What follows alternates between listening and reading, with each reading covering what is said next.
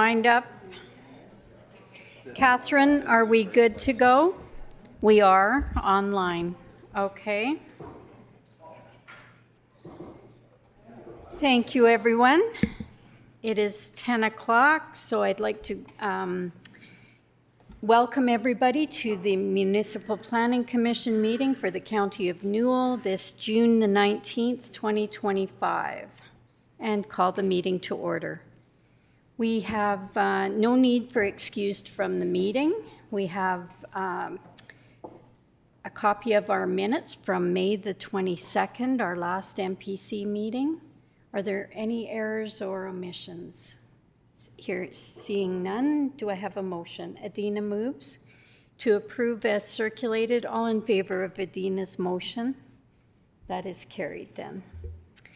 I do have one thing, municipal planning-ish. Before we adopt the agenda, I'd like to announce that Bazzano Rodeo has been shifted, postponed to July the 4th, 5th, and 6th due to the weather forecast. We're to get 100 millimeters of rain over the next Friday, Saturday, possibly Sunday. So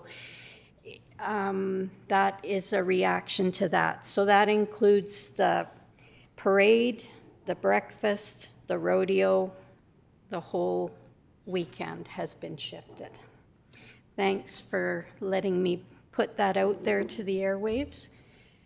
We have an agenda created, and are there any additions or deletions? Seeing none, a motion to accept. Holly moves to accept the agenda as circulated. All in favor of that motion? That is carried then. Thank you. Development permits, 6.1, Shanalee, the reason we're here. Thank you. Thank you.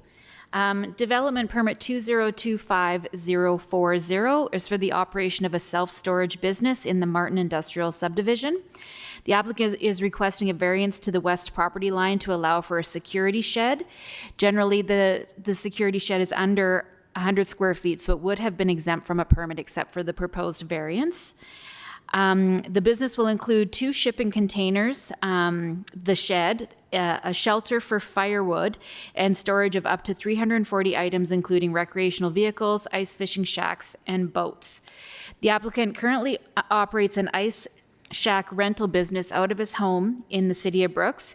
He would like to move this business to the property in the county. There's 8 ice shacks right now, with a possible growth to 12. The applicant will store the ice shacks on the parcel. When they are rented, the applicant delivers the ice shack to the lake for their customer and provides wood to heat the building. So the wood that is being held on the parcel is not for sale.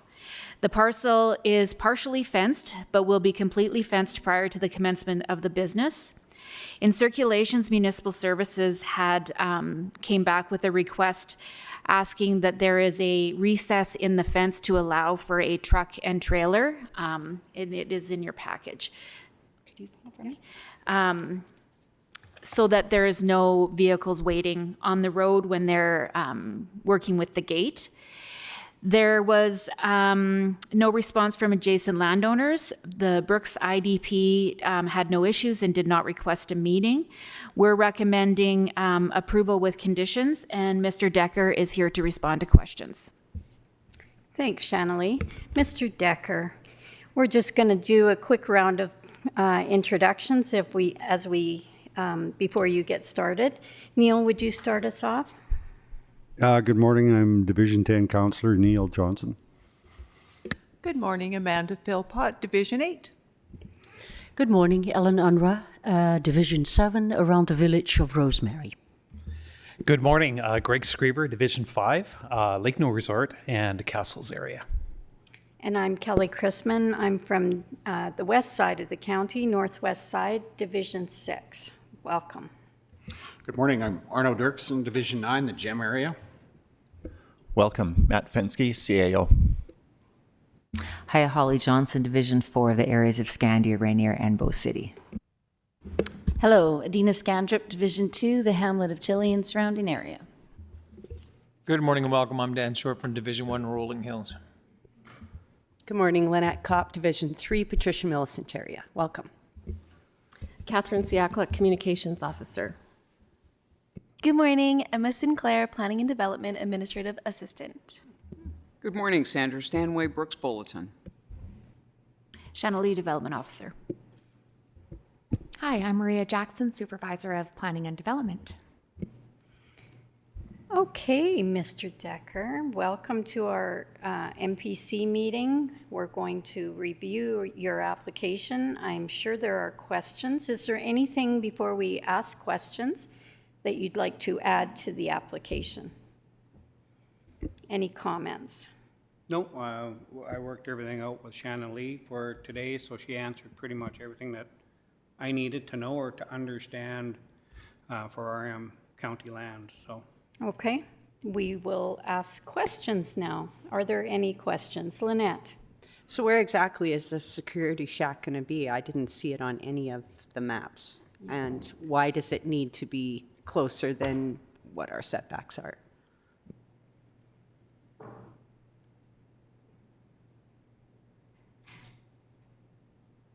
Shanna Lee? Mm-hmm.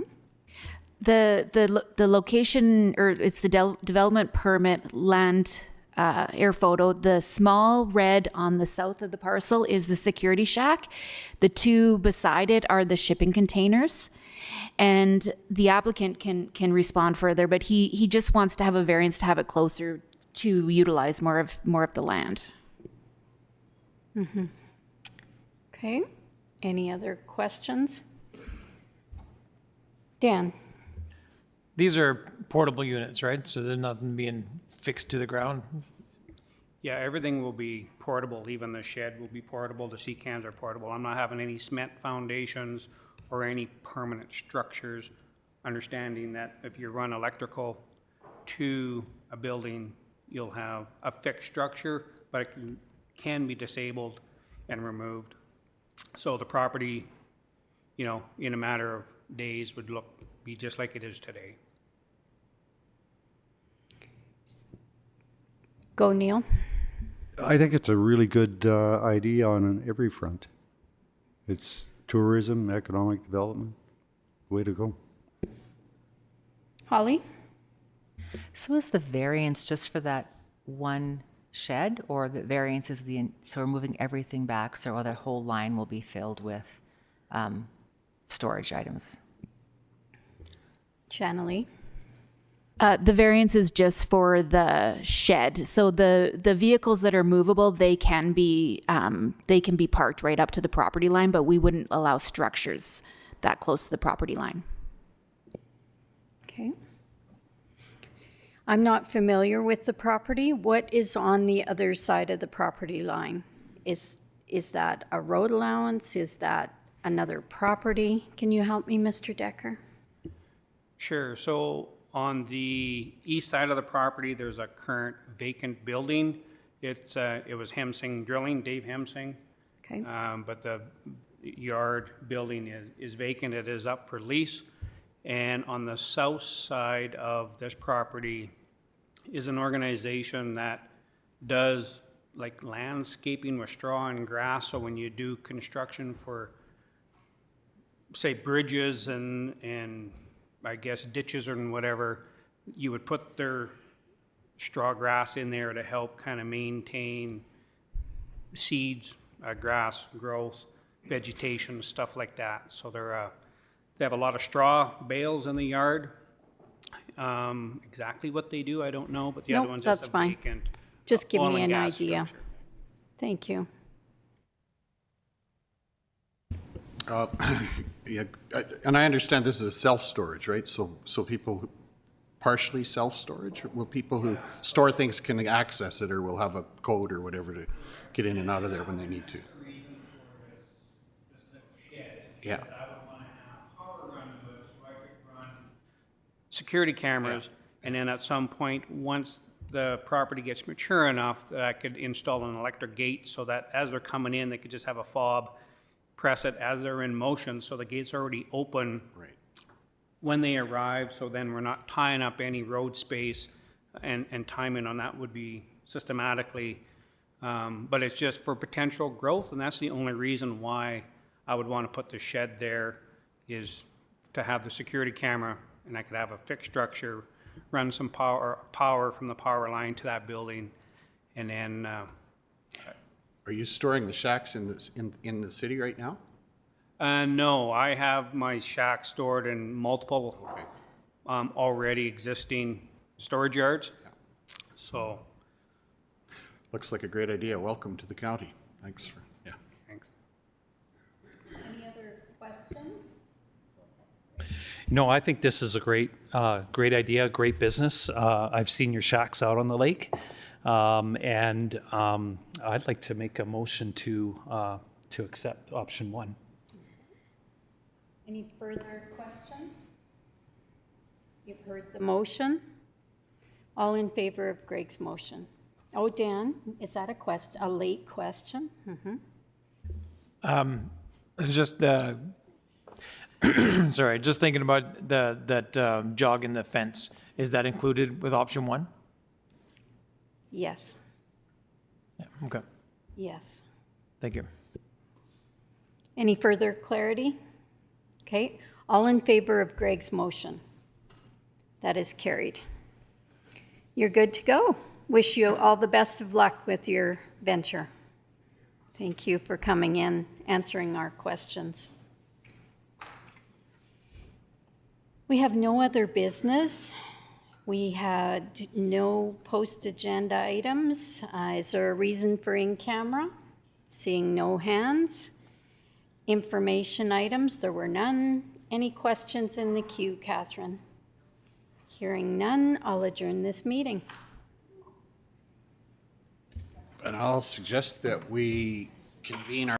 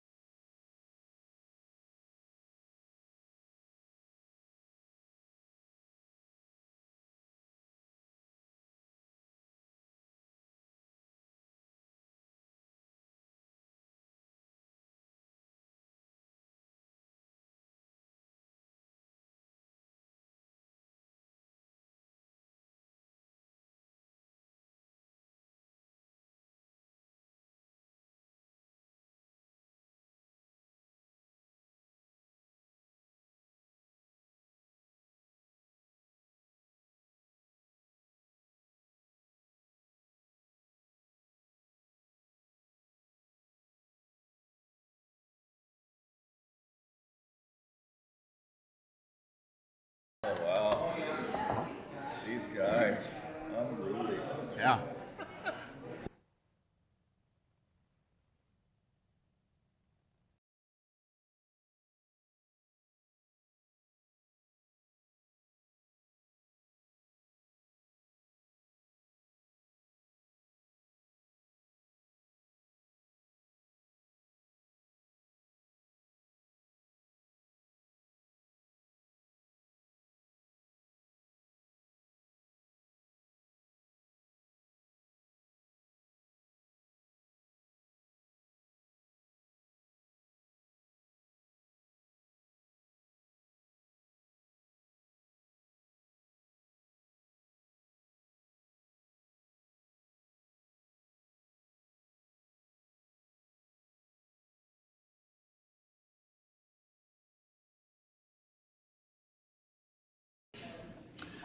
We'll call this meeting to order.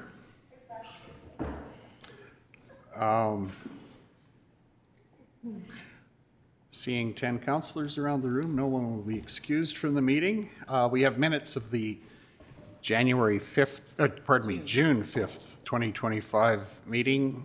Are there any errors or omissions or a motion to approve the minutes as circulated? Ellen? Motion to approve. Thank you. All in favor, please indicate. That is carried. Thank you. Are there any post-agenda items to add to the agenda this morning? Neil?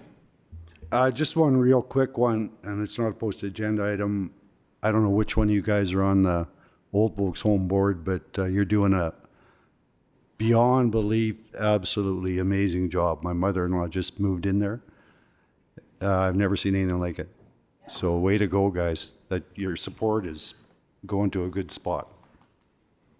Okay, that is just... Yes, absolutely. Thanks, Neil. Kelly? Motion to approve the agenda as circulated. Okay, thank you. All in favor, please indicate. That is carried. Thank you. Question period or notices of motion. Are there any questions online for us? Anyone have a notice of motion this morning? Seeing none, I will note with regard to our agenda that we do have delegations at 10:30, 10:45, excuse me, 11 o'clock, a presentation from STARS, and then a public hearing at 11:30. So suggest that we move on to item number 8.1. Yeah, thank you, Matt. The bylaw 2100-25 fire bylaw, first reading. Welcome, Lane. Good morning. Good morning, Council. We're coming back to Council with a new fire bylaw. The last one was presented and there were concerns that were raised by Council with that particular bylaw when it came to the locations where burn barrels would not be allowed. What we are proposing in the bylaw that is before Council this morning is basically the same as what had previously been presented, with one exception. The locations where burn barrels would not be allowed in this bylaw is in growth hamlets within the county. They would be allowed everywhere else. So that's really the change that is before Council for consideration. We are asking for first reading of this bylaw. Feel that it is a reasonable approach that recognizes the need for burn barrels to be used in many places throughout the county, but also identifies locations where it's really not appropriate for the use of them. Just a little bit of history. Council is aware that Rolling Hills has had a ban on the use of burning barrels for many, many years. As it stands right now, technically, burn barrels could be used in places like Lake Newell Resort and in Tilly as well. Lake Newell Resort, of course, is serviced by a solid waste bin that residents haul their refuse to, and Tilly has garbage pickup services. So fortunately, we haven't had interest in burn barrels being used in those locations, but even if they were, it would be difficult for us to say it's not an appropriate use under the bylaw as it now stands. So that's why we're wanting to identify locations where burn barrels should be prohibited. And in this bylaw that is before council, it is in growth hamlets that we're proposing. And the only growth hamlet not mentioned in your conversation or your presentation now is Scandia, right? Those are Scandia is a growth hamlet. Yes, yeah. Yeah. And the So it would include Rolling Hills, Scandia, Tilly, Lake Newell Resort. Yeah. And the growth hamlets are identified in our municipal development plan. That's right. Yeah, thanks. Neil, you have a question? Yeah. What about multi-lot subdivisions like up by my place, Sagebrush? You wouldn't want your neighbor smoking the place out, and there's actually more people in a couple of those subdivisions than there is in some of those hamlets. We recognize that the density in some of those developments is as tight as it is in some of the hamlets, but we feel that where do we draw the line, and how do you establish parameters for the use of them in inappropriate locations? Right. Thanks, Lane. Matt, you've got a comment. Yeah, so as administration was working on this iteration of the fire bylaw, we did get together with planning and development, recognizing there are some multi-lot subdivisions where it is likely as inappropriate to have a burning barrel as it is in the growth hamlets. The trick for us is settling on a definition and density. That may be some ongoing effort from administration side of things, but we're not close to having that sorted out. So between updates that planning and development is considering to land use districts, we're confident in the prohibition for growth hamlets at the current time. We think we need more time on sorting out the multi-lot subdivision conversation. Thanks, Matt. And Neil, go ahead. Yeah, this is kind of an ongoing development, but maybe something along the lines of distance to the nearest neighbor or whatever, but yeah, no, cool. And it's not a matter of responding to a preponderance of complaints or concerns, really. So no reason to fix something that isn't broken either, really, eh? Yeah. Well, the ones out by my place are broken. There's been 3 of them burned down already, so we gotta move on those multi-lot subdivisions. Okay. Okay, we've got a bylaw before us. Holly? Question? Yeah, I was just curious about the burn barrel pamphlet that was included. Was that something that's being considered being shared, or was it just shared with us for information, or what was the reason for that? I guess which one are you referring to specifically? Is it the schedule in the bylaw itself? No, there was part of a brochure. Looks like it might have been put by Alberta Wildlife. Yes. Okay, so in the research leading up to this, we did investigate what best practices are in place, and that was one that is in place for forestry areas. And it's just for information for council to be aware of what is being applied elsewhere. Thanks, Lane. Holly, go ahead, follow up. I would also like to see that our burn permit still has burning barrel in there for a 2-year permit, and there's never been actually a policy. So I'd really like to see that removed off our fire permit, our online one, because I think it causes a fair bit of confusion. Yes, once this is in place, we will be removing that. Okay, thank you. Kelly? If you're ready, Chair, I would like to make a motion to approve. I think we are, and I would appreciate that. So we have a motion to approve first reading of Fire Bylaw 2100-25. All in favor, please indicate. That is carried. Thank you. Thanks, Lane.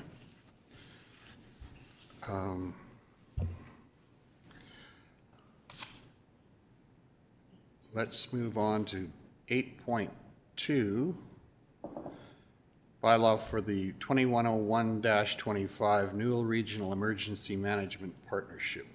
Lane, you're taking us through that one as well, please.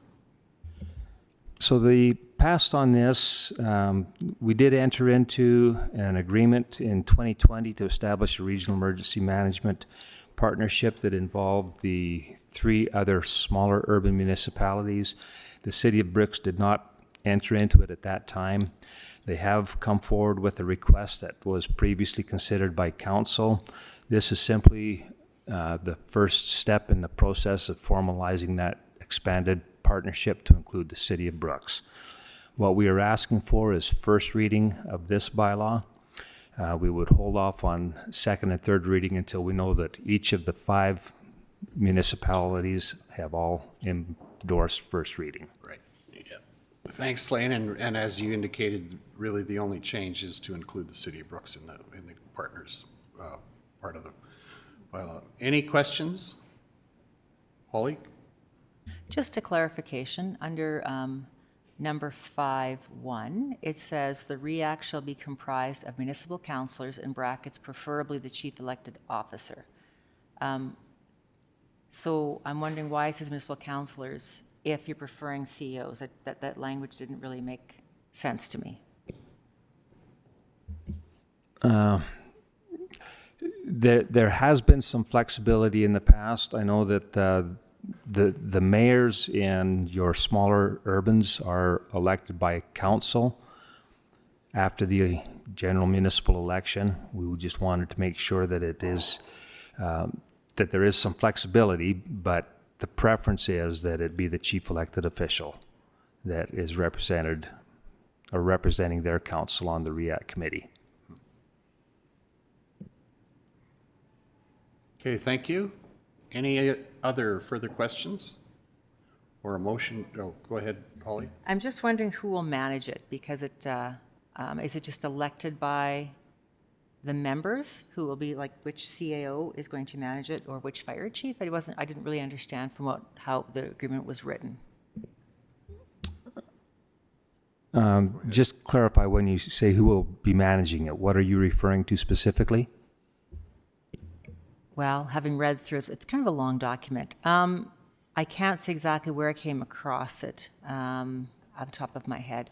I just wasn't clear who is managing the group of everyone. Is it one particular municipality who's going to be in charge? Is it going to be, is it depend on who's in charge? Like, what's the structure? It probably depends on where the emergency is, does it too? Go ahead. Well, your emergency advisory committee is an ongoing committee that needs to meet whether there's an emergency or not. The emergency advisory committee is supported by the planning and coordinating group. The planning and coordinating group is made up of the directors of emergency management and the CAOs from each of the municipalities. So that group working together will provide support for and ensure that the administrative function of the Regional Emergency Advisory Committee is carried out. Okay, Lynette, please. In the agreement on page 11, number 50, it says each party agrees to forward a copy of this agreement to their municipal insurer and to be responsible for the costs of any increase in insurance premiums which may result. I don't understand that. Why would any insurance premiums increase because we have an emergency management?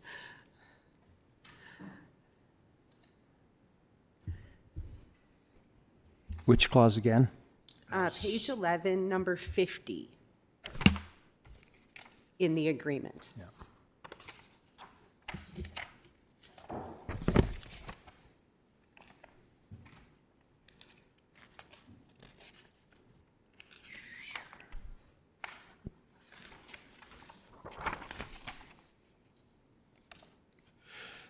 We're wanting to make sure that each municipal organization that is a party to it has coverage in place.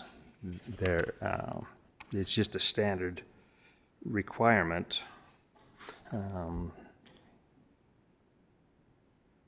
Matt, go ahead. I think in context of paragraph 49 might be where that is coming from. So paragraph 49 speaks about the amount, 5 million. Typically, in previous years, I think the common amount was 2. RMA is recommending you go higher, so the 5. And I'm trying to remember, Lane, if that amount was in the original agreement or if that had been updated in this one. I can't recall off the top of my head, but that would be the provision there, that if there's an impact on your policy, you need to show up with the right amount of coverage to be part of the agreement. And that amount is in the original agreement. Right. Okay, thank you. Any other questions? Someone prepared to make a motion? Neil? Yeah, I will make that motion. To approve as recommended, first reading. All in favor, please indicate. That is carried. Thank you. Thank you, Lane. Jump to 10 and get Todd. Yeah, let's move to number 10. Todd. Oh, just... Ready or no? Okay. Okay. Which is the 10:30? For public hearing. Okay, yeah. 10:30 is the road closure, yeah, Castles. Center Street in Castles, yeah. Go ahead, Todd. Welcome. Thank you for having me. Worst case scenario, they come in, you can just give me the hook. Yeah. I'll be gone. Good. So first up, just a little council update, some fun stuff. Great to see everybody today. We're going to have some rain this weekend. That looks good. I've never seen the Weather Network put 100%.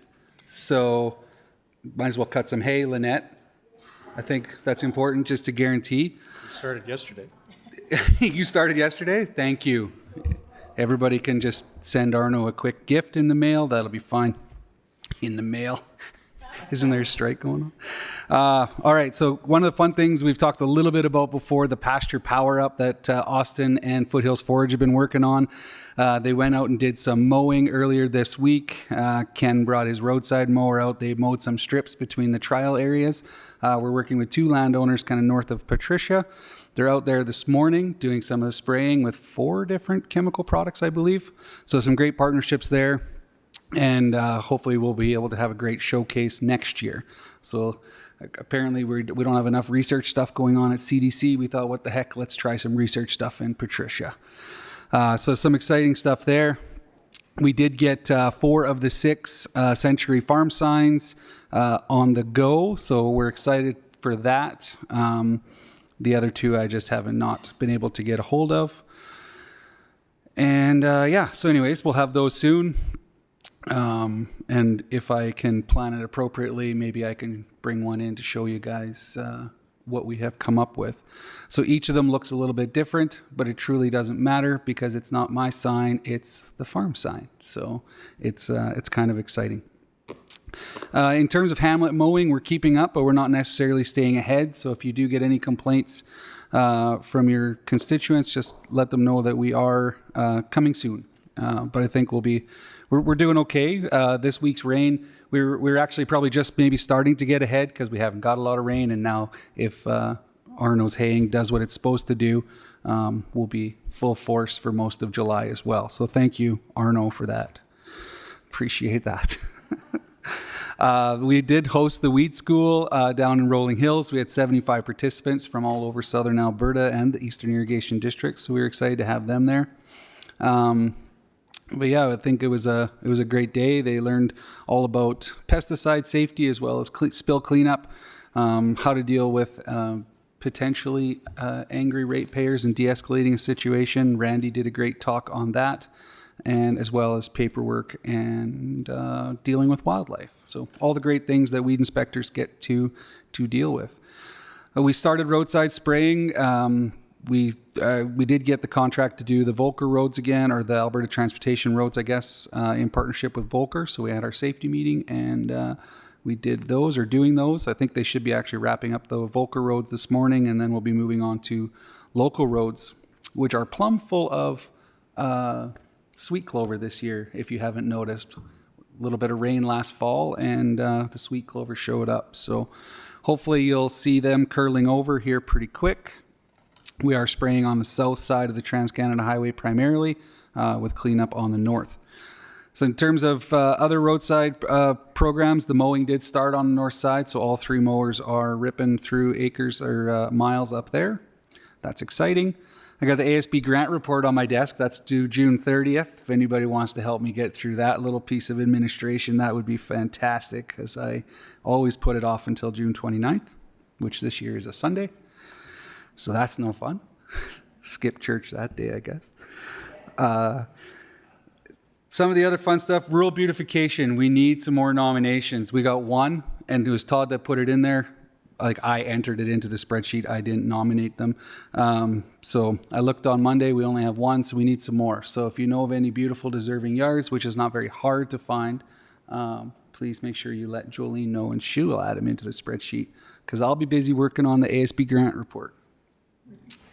Before I talk about CDC, we have a wonderful family of hawks in our hawk pool on the county yard here. It took 3 years.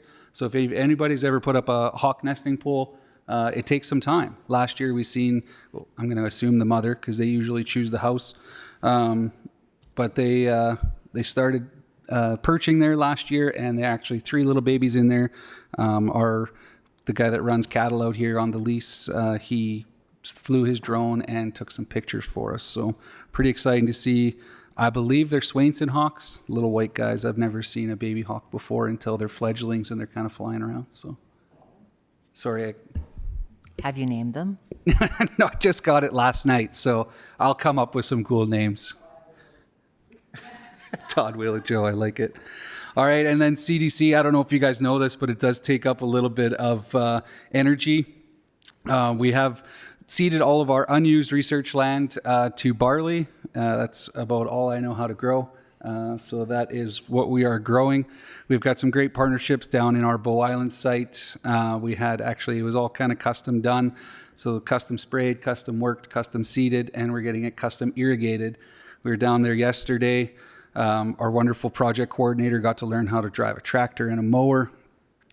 So as a city person or somebody that grew up not on a farm, I assume that was a very exciting experience for her. Although I did not catch that when we were riding together on the first few laps. So the excitement probably wasn't quite there.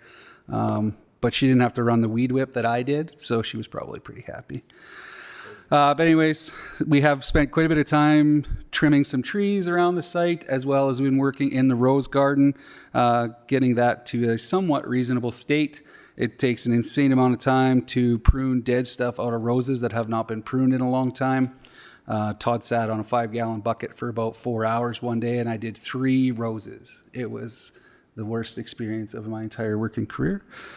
And we can't tell safety because Todd wasn't wearing his full coveralls and just gloves, so probably like 8 inches of my arms were relatively scratched up. So if anybody is talking to Sherry, don't tell her that part. But it is looking a lot better, and if you do have a chance and you want to go out there and take a look at some absolutely gorgeous roses, they're still flowering, and I assume they're going to flower all year, and they just look beautiful. So for anybody that's listening, give her. We have moved into more of the land maintenance stuff. Like I talked about going down to Bow Island. We've been mowing around the site. We've got a haying permit out. Pretty exciting there. I don't know that, I mean, I wish this rain would have come, 3 or 4 weeks ago. We probably would have had a little more hay for the prospective people to take off. But there is some nice crested wheat out there that somebody will be taking advantage of. We are still touring groups like crazy. It's awesome. We had the farm writers out last week. We've got lots of prospective clients that we continue to meet with. Most recently, the University of Calgary. We're setting up stuff with Olds College. It's just constant and a great time meeting a lot of wonderful people, as well as our current users of the site, the Alberta Ag staff, trying to meet their needs in their facility, keeping them cool, and doing all of the HVAC repairs that have been missed in previous seasons. The Griffin building, the office building out there, we have the renos out for quotes. They should be coming back here right away. We're hoping to, as soon as those are back, kick that off. Our goal is still September 1st. I know that is a looming deadline, but we're hopeful that with our wonderful local contractors that have bid on those projects, that we can have a quick startup meeting and get them rocking. Speaking of great things we're doing, the greenhouse repairs are getting quoted. The last of the 2 guys are coming out today. I think actually at 10:45, Candace is out there meeting with them. just showing them the 240 different things that we need repaired. And again, hopefully before September 1st, so that we can get people out there. Some wonderful things, like we just learned so much out there. It's been a blast. It's just all hands on deck, and everybody's doing, I think, a wonderful job, but it does take a little bit extra time in the learning process. Another one of the things that we've looked at over the last, well, I say 6 months, but realistically it feels like it's only 2 months, but we've got some big things coming down the pipe. The Bow Island site, the main line is failing in multiple spots. We've been using epoxy with our local irrigation contractor because he can't actually weld on the pipe anymore. It's so thin, they're just rusting out. So some things that haven't maybe been noted in the past that we're kind of noting now. So we're looking at some options for upgrading that infrastructure and maybe moving some of the current infrastructure up north here to have some better use of those linear pivots. And what else? Is there any questions for me? It feels like it's been a go, but I'm happy to answer some questions. Neil? Oh, and then Ellen, please. I hate to harp on this one all the time, but how's our budget doing? I mean, you described lots of things that cost a lot of money and very few that are bringing anything in. Yeah, and I think currently we've been working really hard with Christy over there, trying to find the best use of the money that we have available to us. So trying to use as little county dollars and as many of the provincial government dollars that have been allocated to us for the big repairs and the big renovations. So we did have the $3 million committed to us from the provincial government for capital, and that's where the big dollars are going to be coming from for that stuff. That's the only trick is that is the hardest money to get out of the hands of, or the hardest to spend. Sorry. The county goes, what are we, like if you found it a lot of your time being, I mean, one question is, what are you doing with your time because you have a full-time job? Is it overwhelming or manageable, or how's it going? Well, I think the first couple years of anything is a little overwhelming because it's new. The CDC stuff is not necessarily in my job description, but I'm having a really good time learning all of the different processes. So we do code of all of our time to the CDC project. So we'll know a little bit better once we close off some of those work orders. But I think we're doing okay so far.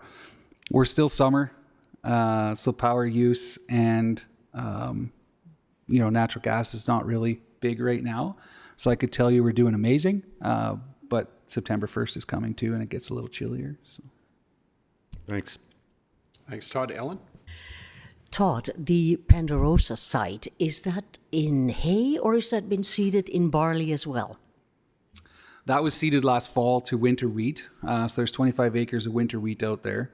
That was an agreement that was made before our time on the site. So the previous farm partner is still going to take that off as, I believe they take it off as forage. Yeah. Thanks, Todd. Lynette, please. We do spraying for Volker. Do we do any mowing for them as well? We do not. Volker, actually, I think they even bought their own mower and tractor a few years ago. They do most of that themselves. We just do the spraying for them. I will note with regard to the mowing that it's noticeable that the provincial highways are not mowed in our area as per the counties are, and that's good to see. I mean, it's good to see the county roads starting to get mowed. It's somebody commented to me about it the other day, so just for a feather in your hat, yeah. I want to add too, we've had a couple of follow-up meetings from the fact that we were present at the InVentures conference a couple of weeks ago, like the U of C connection will be interesting. Sounds like they're wanting to come out later this month yet for a day.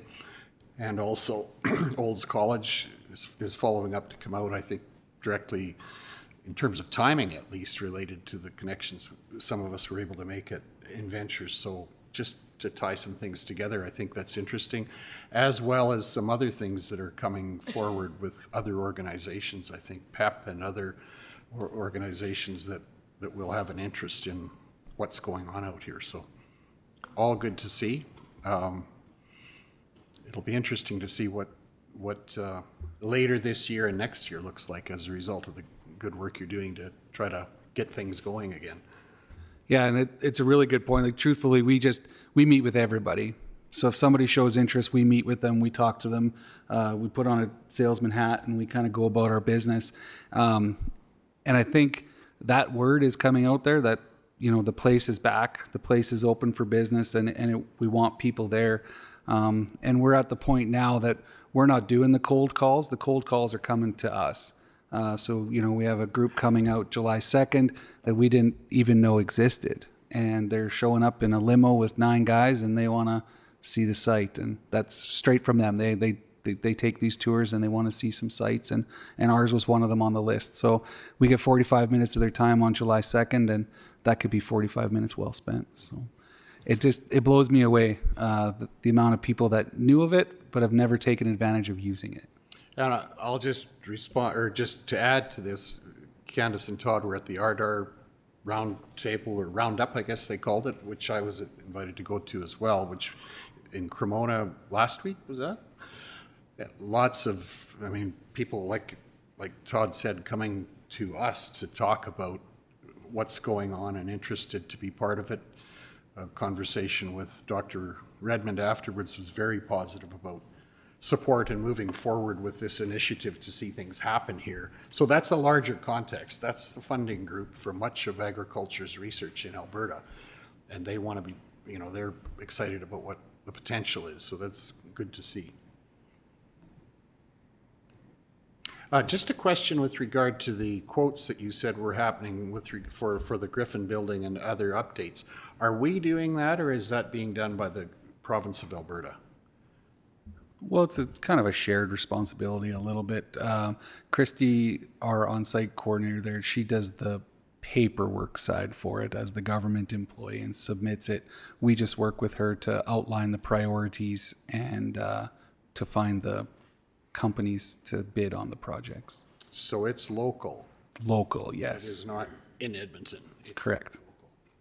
Well, sorry, the process starts local and then it goes to the bureaucracy of the Alberta government. Has to go through that bureaucracy to get back. And that's a time lag, I would think. That's the current bottleneck. Okay, that's good. I just wanted to have that clear because of some other discussions that may be going on with regard to that. So any other questions for Todd? If not, can you come back for the resolution review? Yeah, we'll be happy to meet you then as well. Thanks, Todd.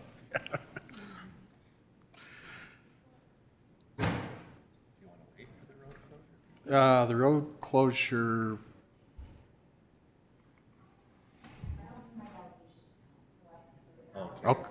Okay. Let's take it. Maria, welcome.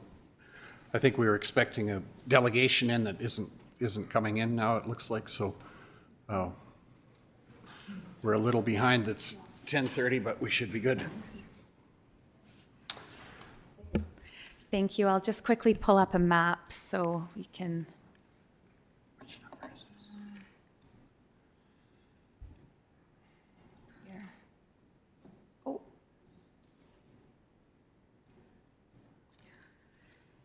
Okay, the county was approached by an adjacent landowner adjacent to a road within the hamlet of Castles. The applicant is utilizing the road plan for access to the property and for parking. So access to all the lots within the hamlet are from County Road, Township Road 190A. And so this part here would be considered Center Street, and then this is a laneway attached to Center Street that was surveyed when Castles was originally created. Which is Center Street again? So the road is highlighted in yellow in this yellow dotted line. So this portion is Center Street. Okay. This is what the applicant who lives in this parcel would like to close and consolidate with his parcel. And then this is also a laneway. So this parcel here was one time Center Street.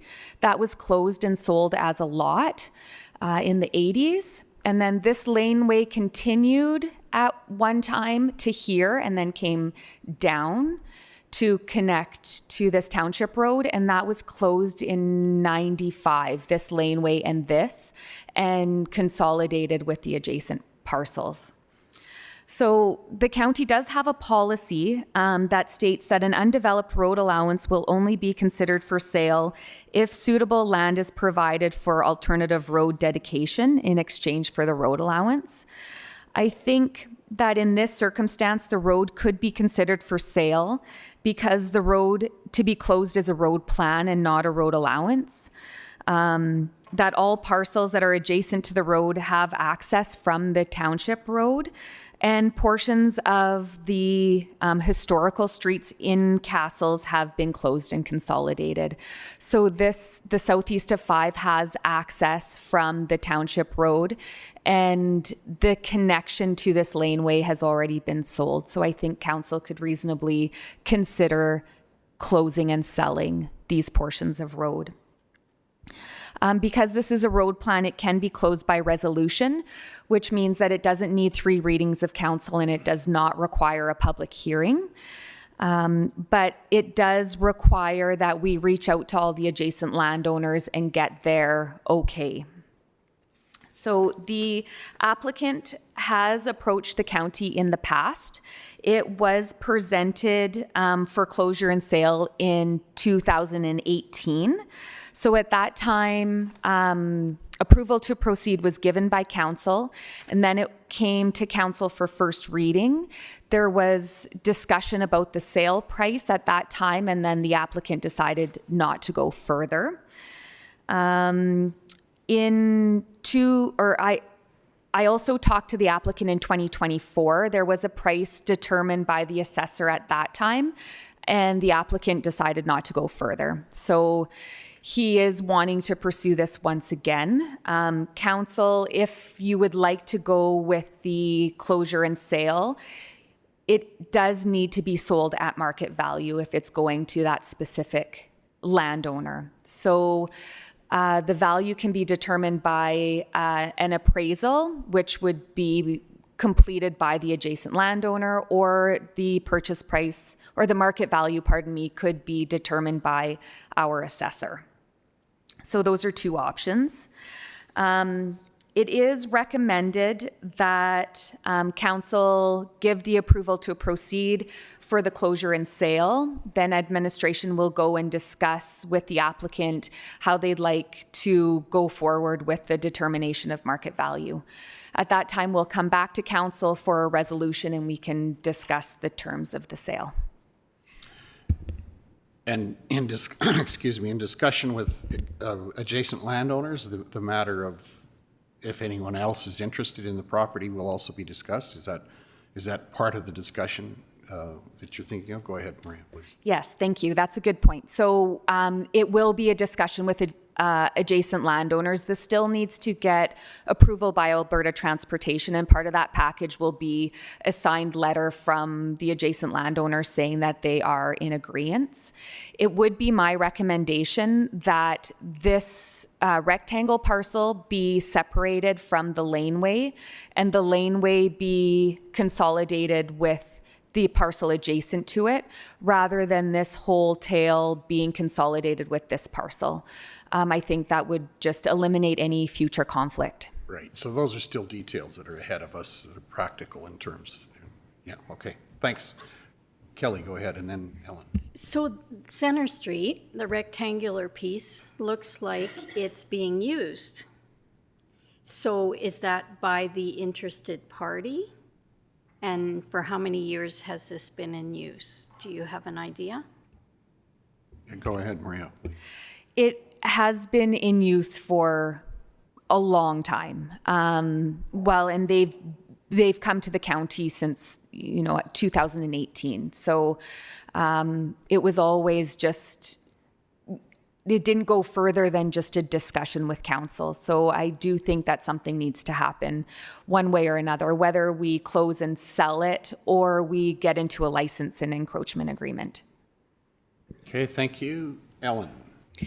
So the rectangular piece, that's what the applicant is interested in, not the small strip on the side. I think he would be interested in the entire portion, but it would be my recommendation that this small strip, the lane, is not consolidated with this parcel. Okay, thank you. Neil? Yeah, I think it's a good idea to tidy this kind of stuff up, but what I think is important is that all the neighbors get a chance to bid on this. We can't run around and make side deals just through county council with everybody that wants to buy a little chunk of ground beside them. And establishing the value of that property, those little pieces are worth a lot of money. That's going to be shocking to the guy when he gets the real numbers, but it's my only comment. Okay, that's part of the process as well that we go through, right? So, thank you. Holly?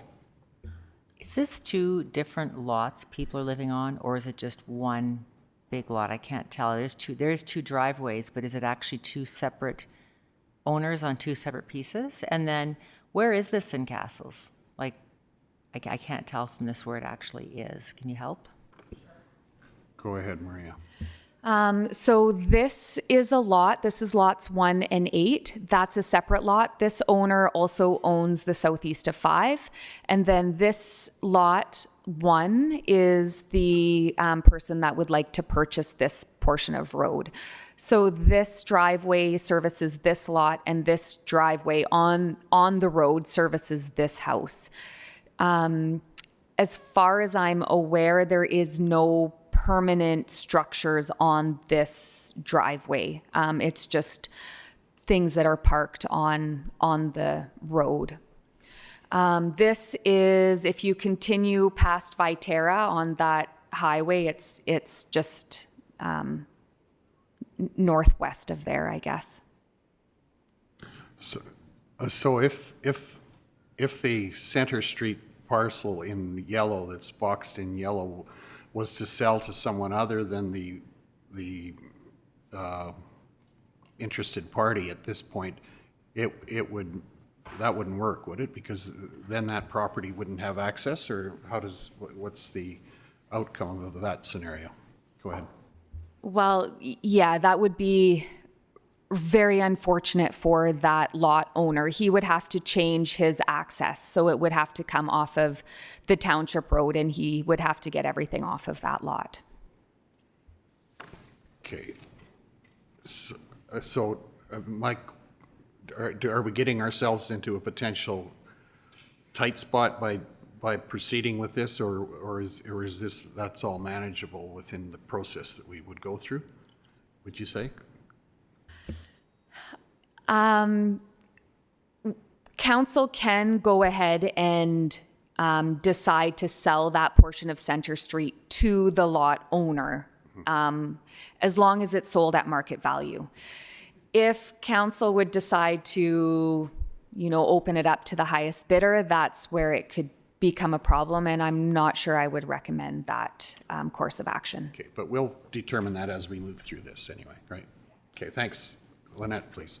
So whose responsibility would it be to get him an access from the other road? Is that not fall to the county? No? That would be on the landowner? Go ahead. It's the landowner's responsibility at time of development to ensure that there's proper access to a parcel. So that would be on the landowner to create a new approach and driveway. Okay, thank you. Go ahead, Kelly. Just for context, what's the size of the lot, Center Street lot? The entire area, including the lane, is 0.35 acres, and it's 0.13 acres that's directly adjacent. So Center Street is 0.13. So it's not a size that you would sell as a residential lot anyway. It's smaller. Go ahead. It is not that much smaller, I guess, than the parcel that he is already in. However, this would require its own septic disposal system, and generally, a septic field requires an acre. So that's something to consider, and something we'll have to talk with our assessor about in determining the value. But if we move forward and close that center street, it's closed now? No, if we go ahead and close that, then we are responsible to find access to his existing property, aren't we? Like if we close the, like I'm asking with regard to the bylaws and like, because all of a sudden we've stranded his property by a road closure. Go ahead. That's right. So the road as it is right now as an open road is for public access.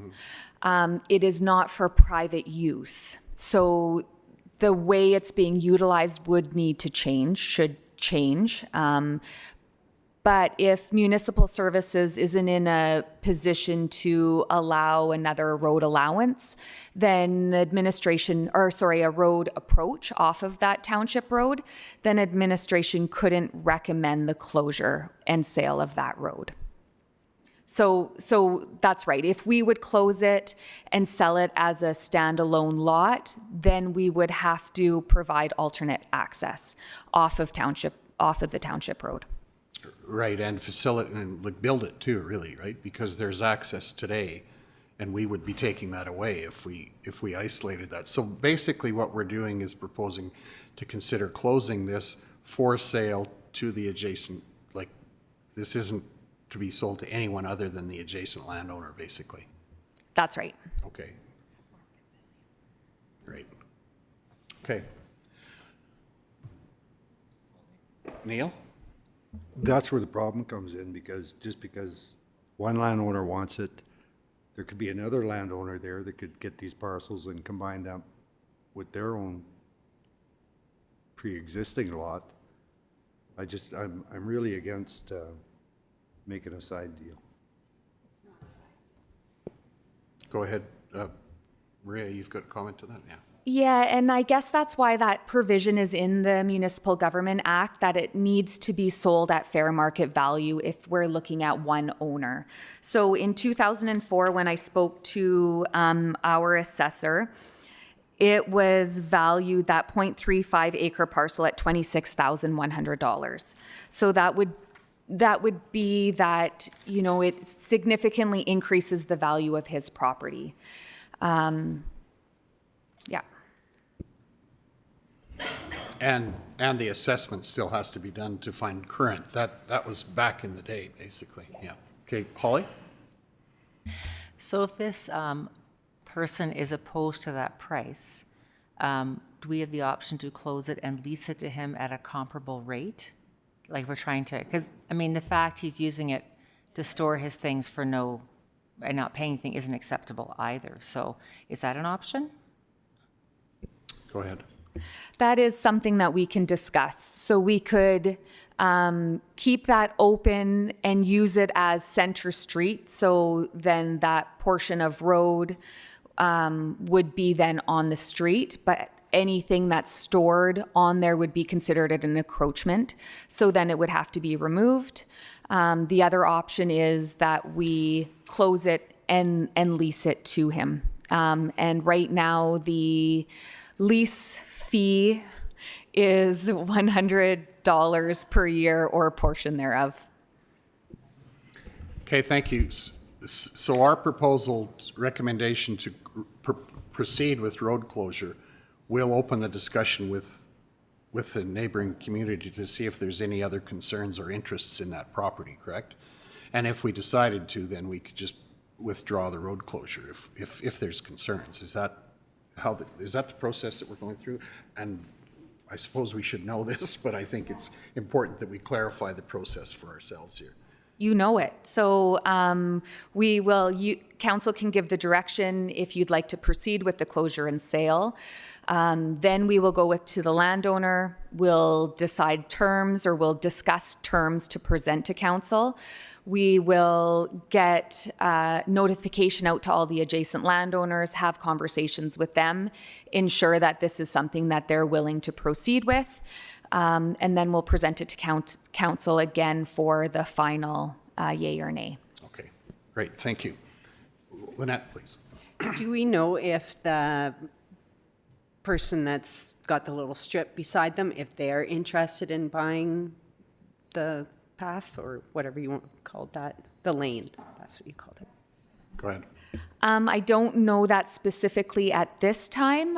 However, that same landowner did close and purchase the part that you can't see anymore. So they are familiar with the process, and that's a discussion that we can have. Okay, thank you. Kelly, go ahead, please. I'm prepared to make a motion for option 1. My question, Maria, is are we dealing with the same landowner that we were in 18? So what's going to say that we spend all this time and energy and this potential sale falls through again? I think you need to be clear with him that there will be changes this time, that this can't go on the way it has been. That's just my thinking. My motion stands, option 1. Okay, thank you. Neil? Just one question. I'm okay with the motion and all that, but we are talking $26,000 for a third of an acre. Yeah, as long. No.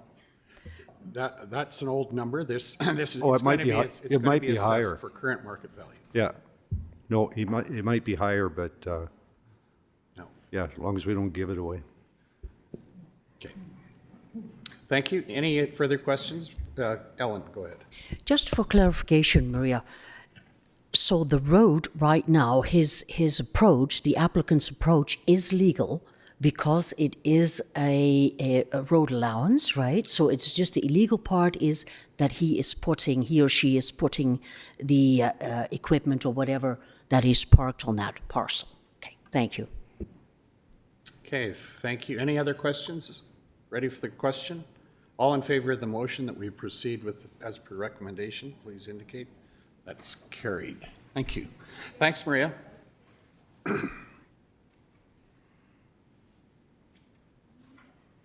Okay, it being 10:45. Yeah. Pardon me? Recess for 5.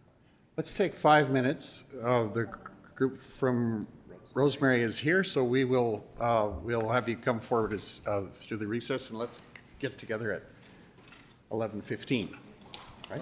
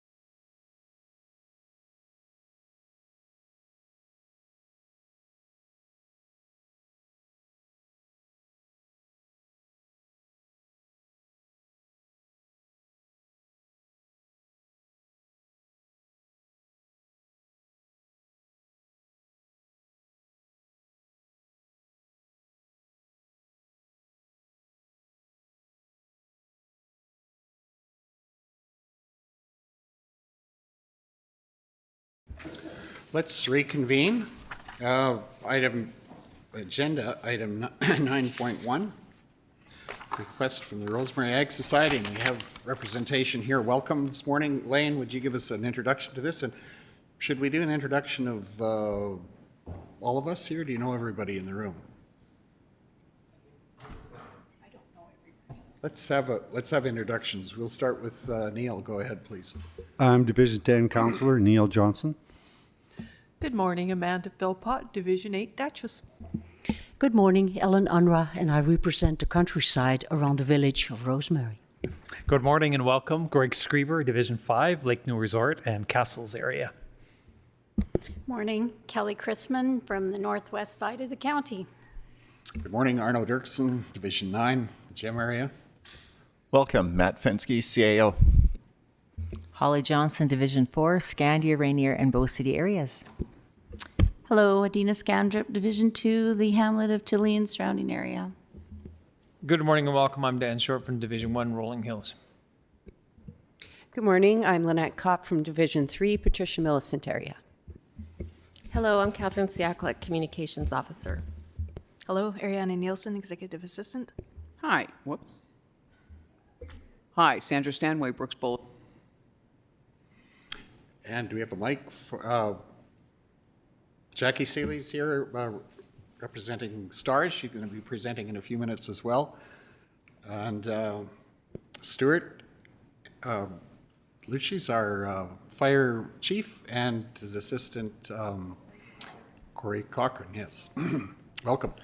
Leo, go ahead. And let's have the rest of the introductions. Yeah. Oh, push a button. Just to push. Yeah, you're on. Leo Weep, Rosemary.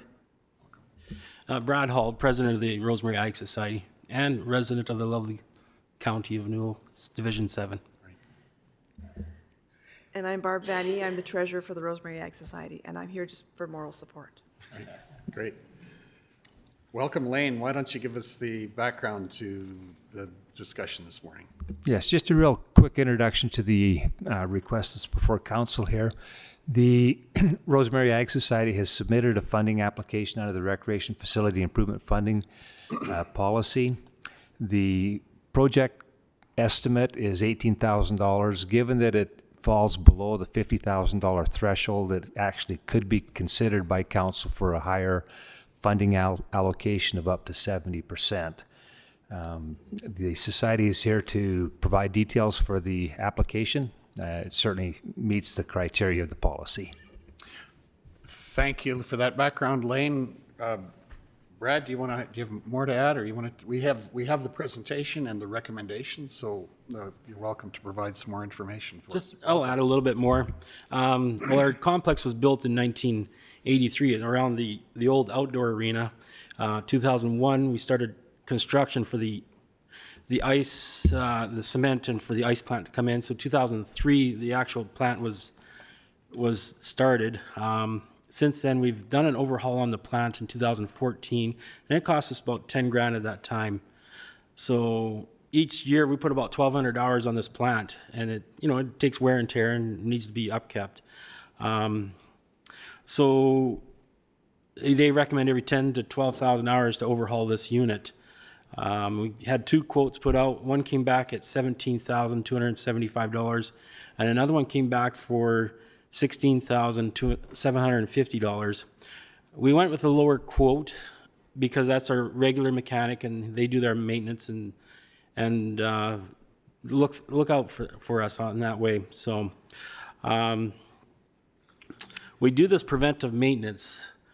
It's to prolong the life of the whole plant, because I'd rather change a few bearings in the compressor now than having to change out the whole compressor if it busts up camshafts or crankshafts and sleeves and whatever. So our season starts middle of October and goes to end of March, and our ice is used by the community with Adults Rec League, Fun Hockey, Brooks Minor Hockey, and public skating. We also host 5 tournaments throughout the year. This complex is also supporting the village of Rosemary, the residents of the County of Newell Division 7, even reaches out to the whole county. We have people coming from all over the county and the city of Brooks. With this overhaul, it'll give us another 10 years of life on the compressor, and we want to keep this going.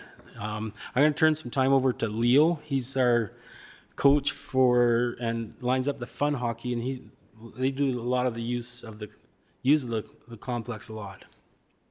Thanks, Brad. Go ahead, Leo. Yeah. Thanks. So I introduced myself. I've been around this hockey program for a long time. I was there before they installed the plant. It was a lot of work putting ice on packed dirt. The ice was good when it was cold, and the Chinook would roll in and melt the ice, and the job would start all over again. So as was mentioned, the plant was installed about 20 years ago, and then a guy by the name of Vic Bergen started a youth hockey program. It grew because of the passionate parents that came, the type of hockey, which was non-hitting, and all players got to play the same, they all got the same playing time. And it was very reasonable because of the support from the Ike Society. Last season, the cost for a player was a skate pass, which is the Ike Society's fee, which was $125 for the season, plus the hockey fee, which includes insurance and different stuff like that, of $50, which adds up to $175 for the season.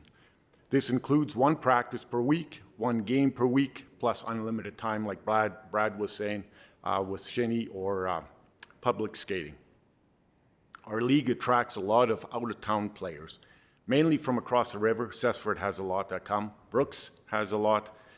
Gem, all over the place. They come to Rosemary, which is awesome, and mainly because Cessford doesn't have a rink, and in Brooks because all the rinks are busy and they just can't start up this kind of a league.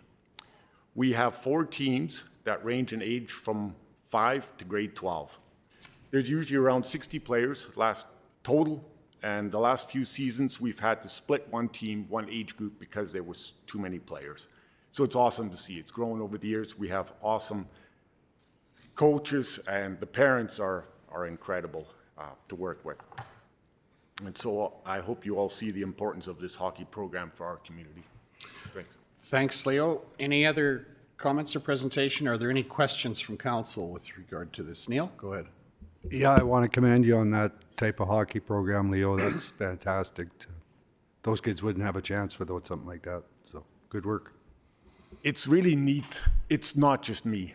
It's all of us together, and the support has been incredible. And so we get so many people working to make this kind of a program. And so that's been the biggest thing. Like I'll take it back to, like I always tell, I've been involved with it for a long time, but it's not just me. But it's a great pretty neat. program. And we feed the minor hockey. Like minor hockey, we have kids that would never start out with hockey because they don't think they want to do it, and they love it, and then they go to minor. And then we have some that come from minor. It's not their cup of tea. Yeah. They're totally different leagues. Yeah. Ollie would know about it. Her kids been involved. Thank you. Lynette, you've got a question? My question is, on the quotes that you have on there, they say January. Are they still going to be accurate? It's June. Some of the quotes that we saw coming through from Duchess when they were looking at redoing things, they were only giving them 30 days on their quotes. So I just, to make sure that your money's going to be the right amount when you go to do things. Go ahead, Brad. You're correct. It is a January quote. I cannot see it being any cheaper. So, is it going to jump? It's not going to double or triple or anything like that. So, I think we should be still in the ballpark, though. You're satisfied that you're in the ballpark? Yeah. Okay, that's good. Any other questions? Kelly, go ahead, please. My question is, do you play or do you participate in the Rec Connect that the County of Newell offers? The question is, do I participate in the It's called Rec Connect, so it's information for the public about your recreation facility and the costs that would be incurred, the availability, Rec Connect has been going on for about 2 years now, and I'm just wondering if you participate in it.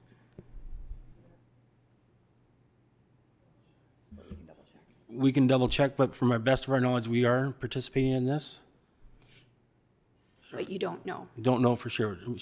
Maybe Ellen. Okay, Ellen, go ahead.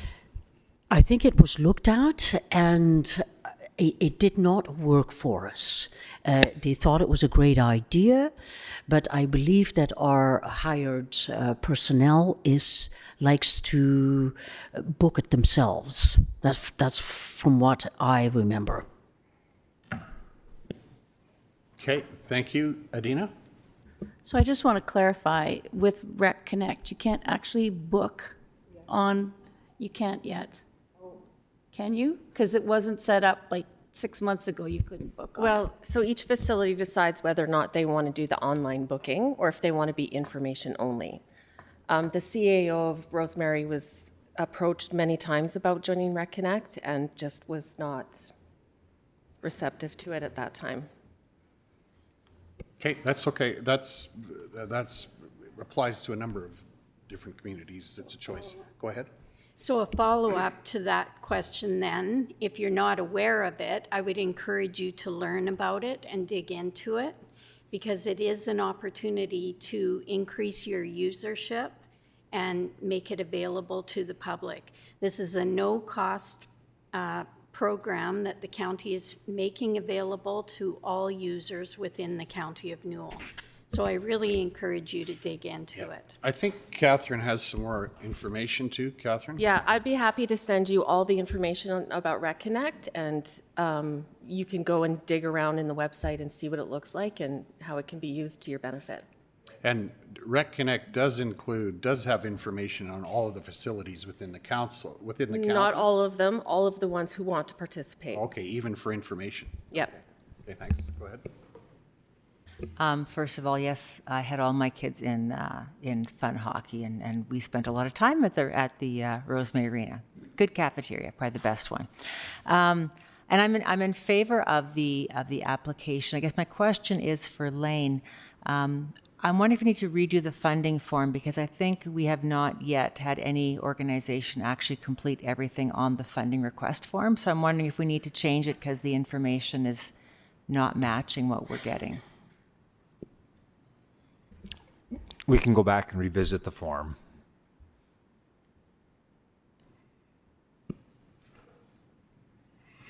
Okay, thank you. Adina, please. I'm ready to go ahead and make the motion with option 1. Okay. Lane, is there? Now, would that be for the 50% funding, or are you open to considering it under the higher allocation that it would be eligible for? I would like to go with option 1 in the 9,000. Okay, what is the, Ellen, you might have some perspective on this. Yeah, you're on. However, under the policy, they would qualify for the 70% funding from the county. Elaine, correct? Correct. At 70%, it would take it up to, the county's contribution would increase from 9,000 up to 12,600. Okay, thank you. Go ahead, Kelly. Having said that, the policy, we have been working with administration for 12 years that I'm aware of to update that policy, and maybe by following our policy that we have with other municipalities, that would encourage the municipality to get on board with an update of this recreation policy. I'm suggesting that I'm in agreement with the option 1. Okay, thanks. Lane? Okay. So if I'm correct, I think Councillor Christmas is referring to the recreation funding agreement, or the status of the recreation funding agreement between the county and the Village of Rosemary. Yes, it is a dated agreement. We do have current agreements in place with the other communities. And it's my understanding that there is a commitment that has been expressed to move ahead with an update to that agreement, but we haven't reached that point yet with having a new agreement in place. Thanks, and I think, yeah, Matt, you've got more information? Yeah, recreation's one of my favorite service areas because there's lots of agreements and different moving parts. With respect to the request from Rosemary Ag Society, we do have an updated agreement there, three-party between the Ag Society, the village, and the county with respect to the provisions in that agreement for entertaining requests for capital funding. The provision in there says we will follow county policy, the policy being the one in place that is in your package. My recommendation would be to follow that policy at the 70% level. That policy represents a good body of work from a lot of our volunteers in the community who put it together. Is it perfect? Probably not, but is it close enough? Yeah, and that's what we refer to in that updated agreement with the three parties there. So the Ag Society by rights would be entitled to the 70% share. Thanks, Matt. I think that's good clarification. And further, I think with regard to the concern or the comment that was raised with regard to the recreation agreement, I think the report that we have in front of us indicates that there's a consensus to move forward with that after the next provincial or municipal elections. And I repeat, consensus, which means all parties are agreeing to that process. So I think there's nothing for us to hold anyone to that isn't being met at this point. So we need to keep that clear. Go ahead, Holly. I'm sorry, Matt, could you explain again why it's 70%? You lost me. Sure, I'll try again here. So if you open the recreation agreement included in part of the package, it outlines the provisions for what's operating, what's capital. Capital, we look at a $10,000 threshold, so anything over that. This $18,000 ask fits into that category.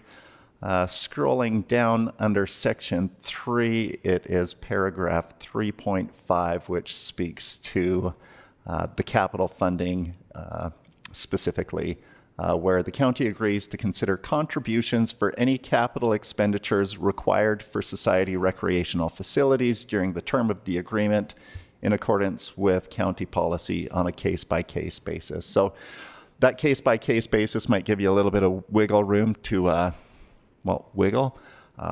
Administration's recommendation would be that you follow the policy as it is currently stated. Anything under that $50,000 threshold at a 70-30 split, anything over the $50,000 threshold is where your 50-50 split comes into play under our current recreation facility funding policy. Right. We have a motion on the floor to move as per the recommendation that's 50-50, but I would entertain an amendment to that to go with the existing policy that includes the 70-30. The mover can adjust that if they want to, but you don't have to if you don't want to. Well, I guess I'll make that amendment to make it 70-30. Okay. Neil, you've got a comment? No, not a comment, just agreeing with what Matt said there. This is more than just an ice plant because of what they're doing out there. I have no problem with the 70%. Right. I'd have no problem with 100%. And that's consistent with the way that have dealt with these kinds of approvals in the past. So I think it's important that we're consistent where we can be. So any further comments? You're ready for the question. So the motion is to move forward with covering 70% of this proposal. Any further questions, comments? Ready for the question? All in favor, please indicate. Opposed? That's carried. Thank you. Thank you for coming in this morning. Appreciate your presentation. Thanks. Yep. Now we have a Jackie, we've missed your 11 o'clock appointment. Are you available to come a little late? We have a public hearing that's preset for 11:30 that we're already late for. Are you okay to stay with us for a while? Okay, sorry for the delay. But I will now, at this point, accept a motion that we move into a public hearing. Dan, all in favor, please indicate. That is carried. Thank you.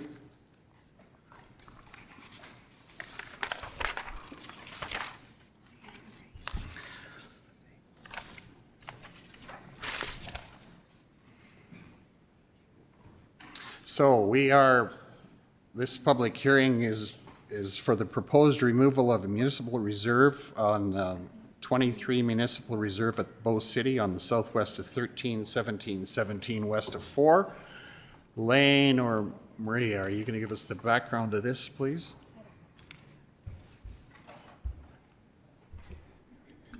So this public hearing is a follow-up to previous discussion that had taken place with council about the status of this municipal reserve parcel, just adjacent to the Bow City residential development. We had previously talked with council about the possibility of removing the municipal reserve designation on this parcel, and council provided direction to go ahead and schedule a public hearing and move forward with the process. This notice was sent out to the adjacent property owners. Notice was also posted on the property and has been advertised in the newspaper as well.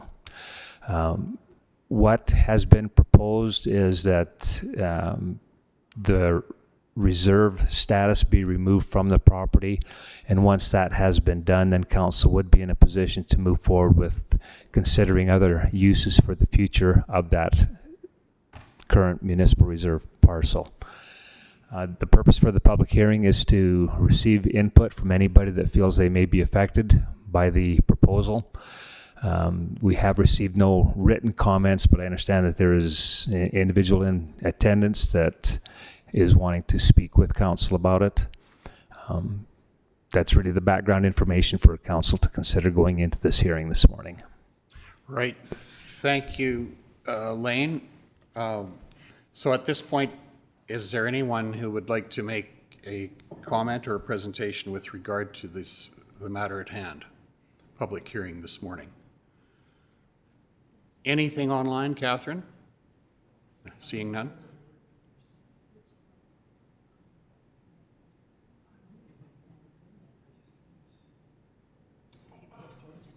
Okay.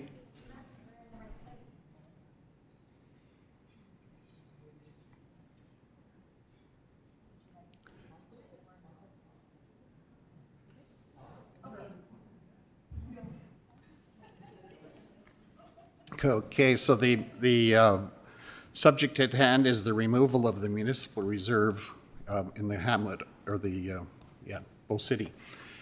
Anyone wish to make a presentation with regard to this public hearing? Seeing none, we can accept a motion to close the public hearing. Adina, please. I'll make that motion. Thank you. All in favor, please indicate. That's carried. Thank you. Lane?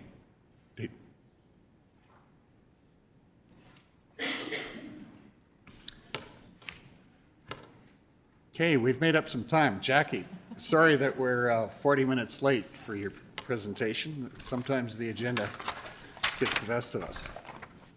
But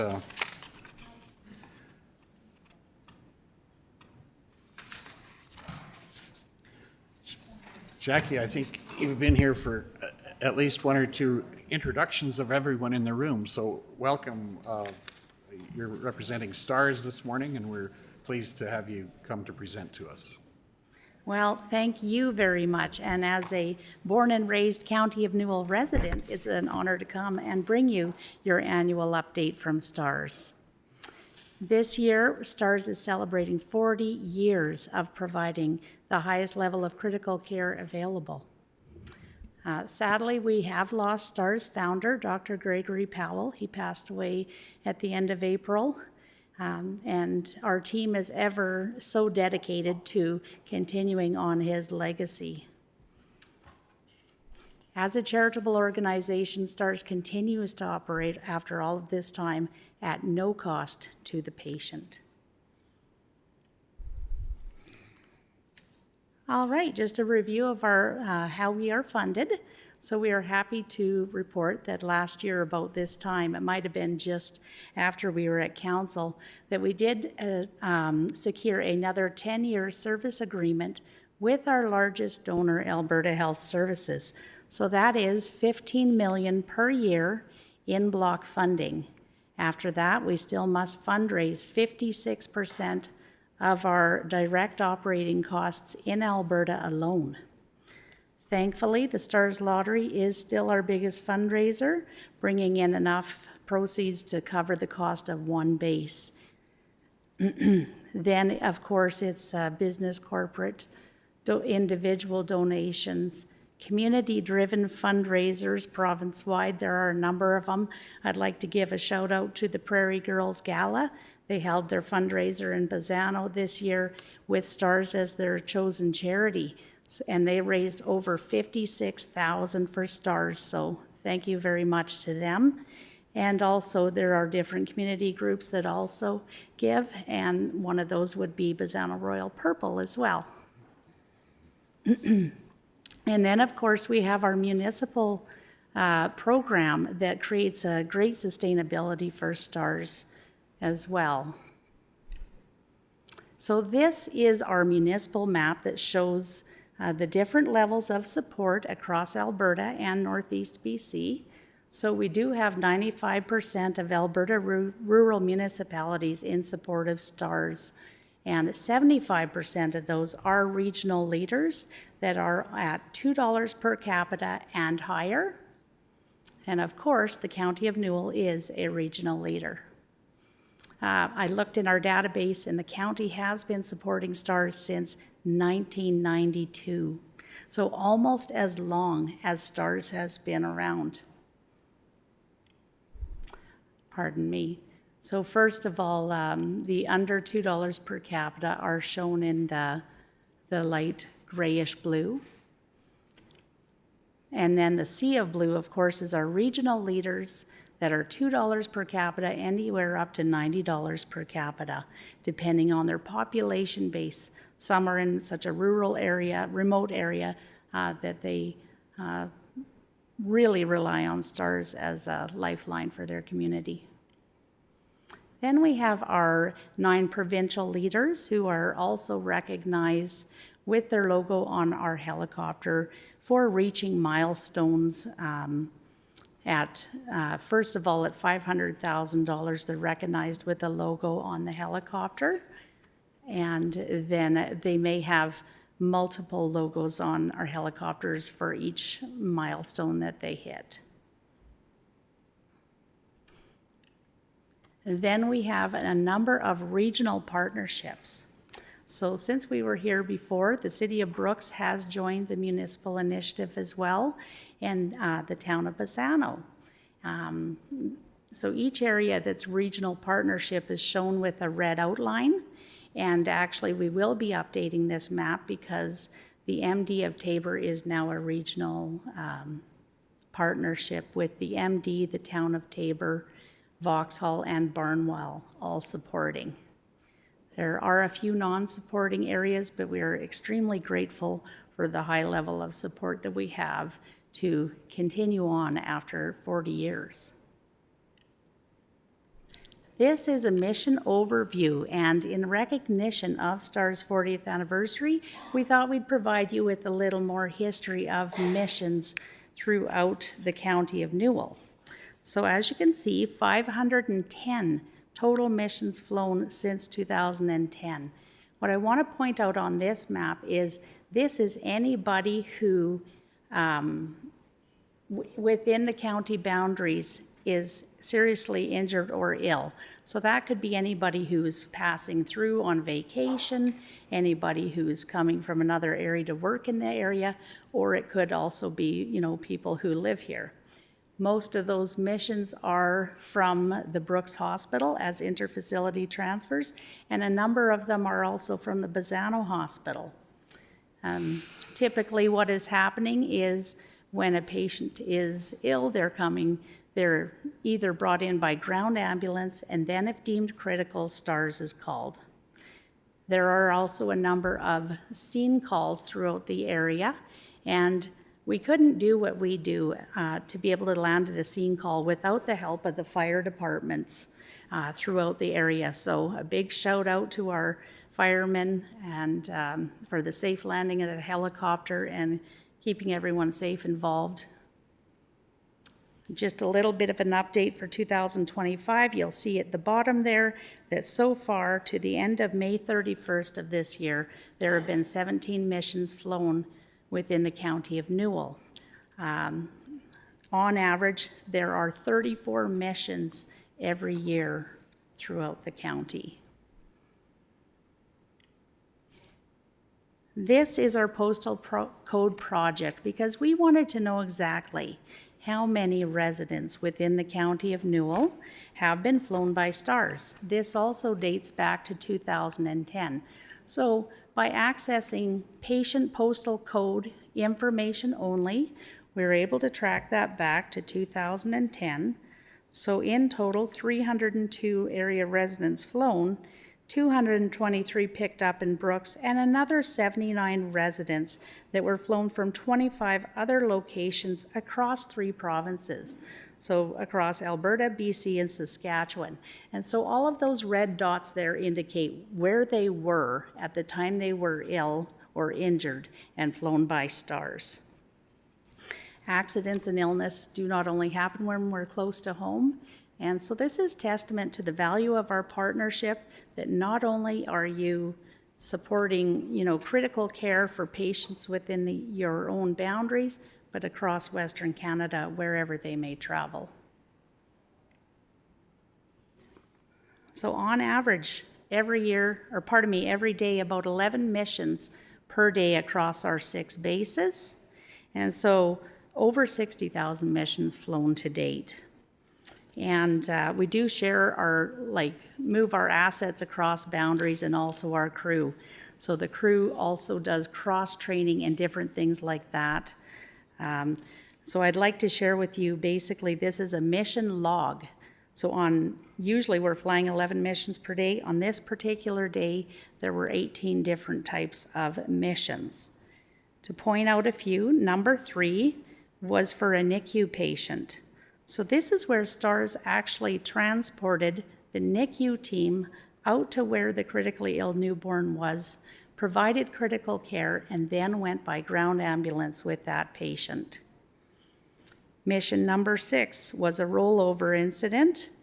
The Emergency Link Center in Calgary received some information and were ready to dispatch, but then it was deemed it was no longer medically required for transport.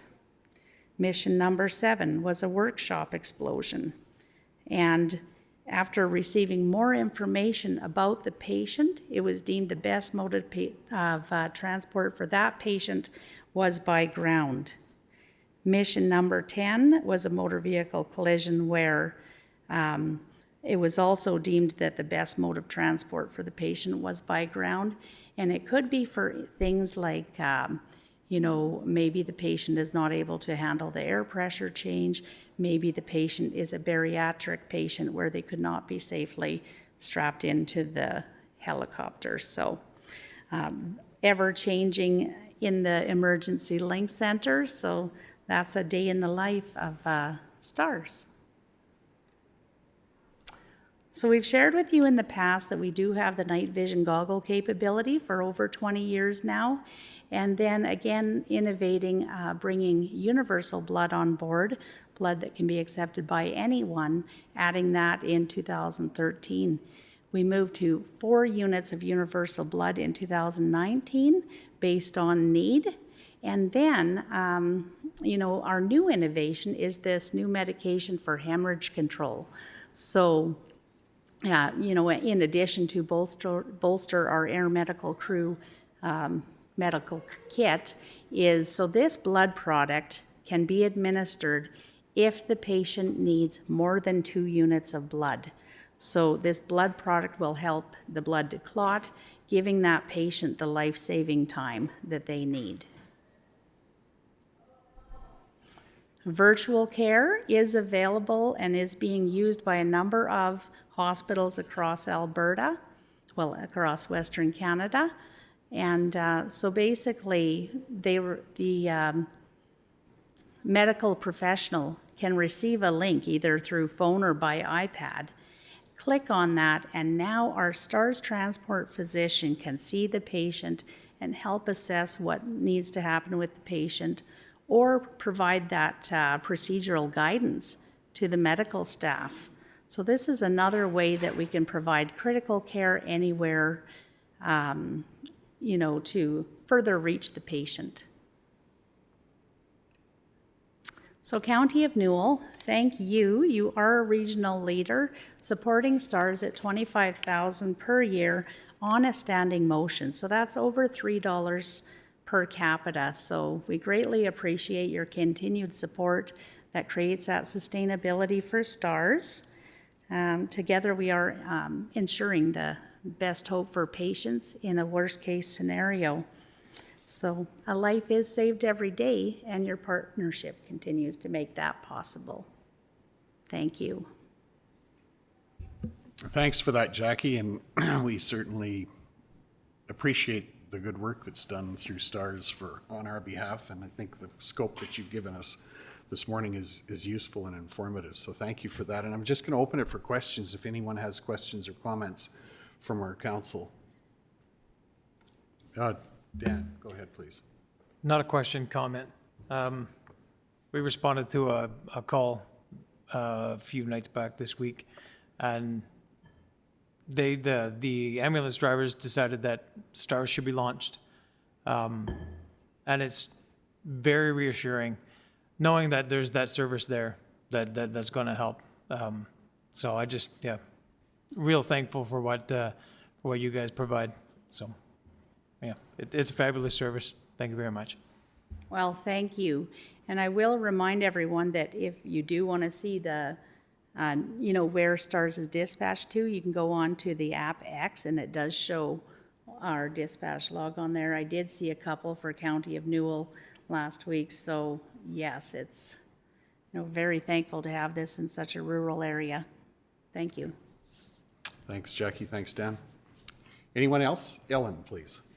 Just for clarification, there's no cost to the patient. Is Alberta Health Services involved with funding then? How does that work? Yes, so Alberta Health Services gives STARS block funding of $15 million per year, no matter how many missions that we fly. Okay. Thank you. Any other questions or comments? Kelly, go ahead, please. Jackie, is there an opportunity for us to book a visit to your Calgary location if we were ever in the area? Absolutely, and you guys may have received an invite. We are having an open house at the STARS Calgary base on July 8th. And I'm happy to send that information over if it hasn't been sent over to you. You can come in on that day, or we can book a tour for another time. So that is definitely available to you. Okay, thank you.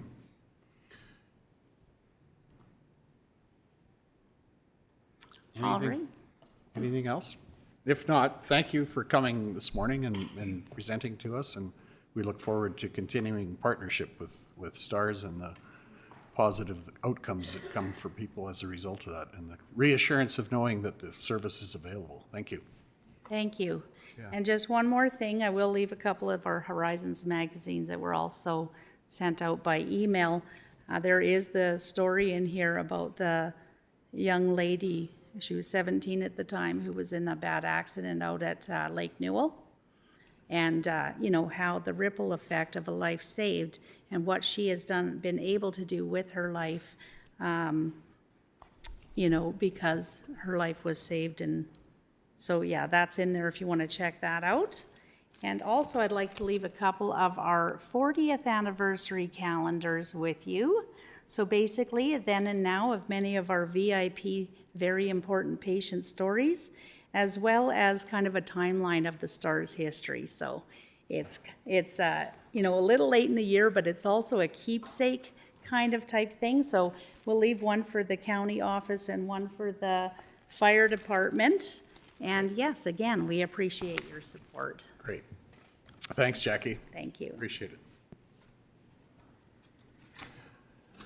That's where are we at on our agenda? Pardon me? Do you want to break for lunch? Or do you want to get a few more agenda items? How far are we? I just lost track of the. We probably want to get Todd some time for the ASB thing. But we probably need to do that after lunch. We'll take Todd. Yeah, and then we've got the terms of reference. Both of those are going to take a little time. Maybe we should break for lunch and then resume shortly after 12:30. Does that make sense? Yeah. Okay, let's break for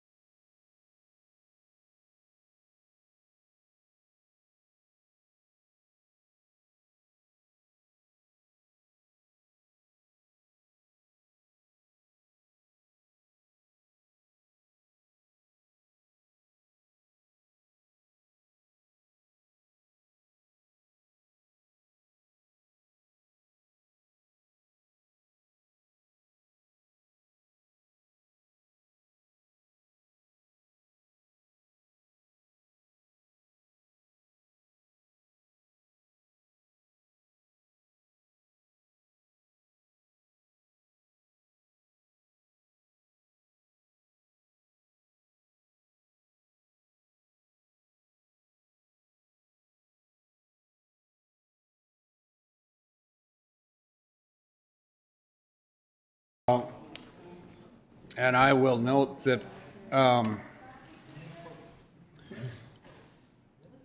we neglected to, let's go back to 7.4, which is the motion for the removal of the municipal reserve status in Bow City. Anyone prepared to make that motion? That was the subject of our public hearing. Greg? Yeah, I'll make that motion. Okay, thank you. Any further discussion? Sorry, what point was that again? Sorry? That's the motion to remove the municipal reserve in the hamlet of Bow City. Bow City's a hamlet, yeah. All in favor, please indicate.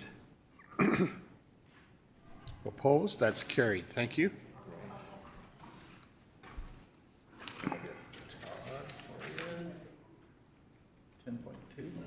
Let's go on to number 10.2. Mr. Todd Green, welcome back this afternoon.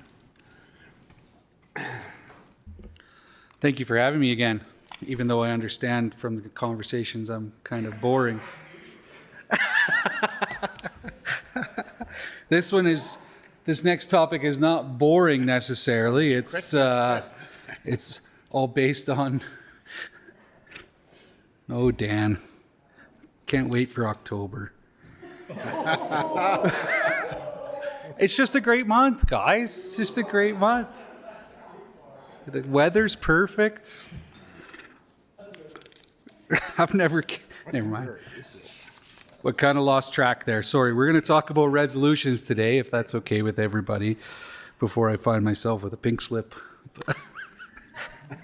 So the resolution process is one that we do every year. This is kind of just the report card that comes back from the provincial committee outlining that the resolutions were pushed to the correct other levels of government, and we have an opportunity to send our comments back, whether we accept the responses, whether we need more clarification, or whether we feel they're incomplete. So I was just going to kind of quickly breeze through. I think there's only 7, so it's not an overly long berated process, but it is not that exciting. The first one is drought and livestock agri-stability. So the ask was to reevaluate the current weather mapping program and the drought monitoring system to include and more heavily weigh data from weather stations and available soil moisture mapping within agricultural lands, better acknowledging municipalities that straddle the transition from the agricultural white zone into the forested green zone. Also, they wanted a report back, AFSC to report back to the Ag Service Board Provincial Committee that those 3 changes had been made from previous conversations. So they did get a little bit of a response back, but the feeling from the provincial committee is that the response did not indicate that they were working on changes that would address the concerns in the resolution, and the committee was unable to discern whether AAFC's response, if the changes would adequately address the concerns in the resolution. So they have sent another letter back for some more clarification. If it was me and we didn't get the question answered in the resolution, I would consider this one incomplete as of right now. I think we've got some information, but if it didn't answer our question, then realistically, I think that's an incomplete so far, depending on how the important side of this table feels. Dan, how do you feel? If they didn't answer the question, I feel that's incomplete. So would you say that I am correct in this? I would never say that. You are correct. Okay. It's late, Jude. Everybody's giddy today. Very talkative. Neil's smiling. This is a good day. Incomplete then for now? Yeah, that would feel pretty good about that? Okay. Resolution 425 is the weed control in drainage canals or registered drainage ditches. So the ask was that the government of Alberta, environmentally protected areas, remove the drainage canal from the definition of open body of water under the pesticide sales, handling, use, and application regulation, and also to allow municipalities that have control over maintenance of drainage canals to treat invasive species listed in the Weed Control Act or those species elevated in the respective municipality as they would control the same species in roadside ditches or under a notice to remedy weed problem. Now I know and I'm confident that the municipal district of Smoky River probably doesn't enjoy the exact response that came back from the province, but I think the response from the province outlines it very well. There already is mechanisms in place that allow for the control of noxious weeds in different ways. We can get a special use approval. We can, do different things.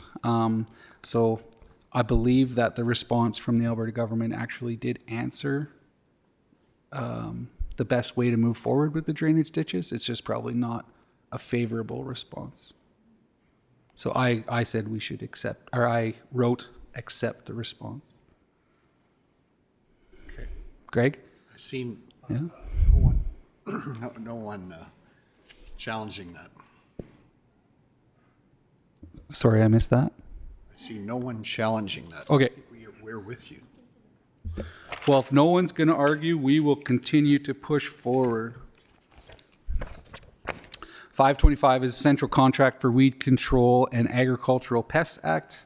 So the ask was that the Ministers of Energy, Environment, and Ag work collaboratively to establish a central point of contact for identifying landowner to send communication to industry and government agencies for matters related to agricultural legislation. This was a weird one for us. Even when we were at the conference, it was hard to imagine not being able to find somebody to reach out to. It might not always be a direct, but there's always a way to do it. So this one was a tough one for us to grasp as it was. So the province, there was lots of different responses from different agencies, and they worked together and they came up with this triage of who to contact if you're having problems in each of the different areas of responsibility. And it was probably a long process to come up with this triage document. And I think I wrote down that I accepted the response to the resolution. Agreed? I think Agreed? so.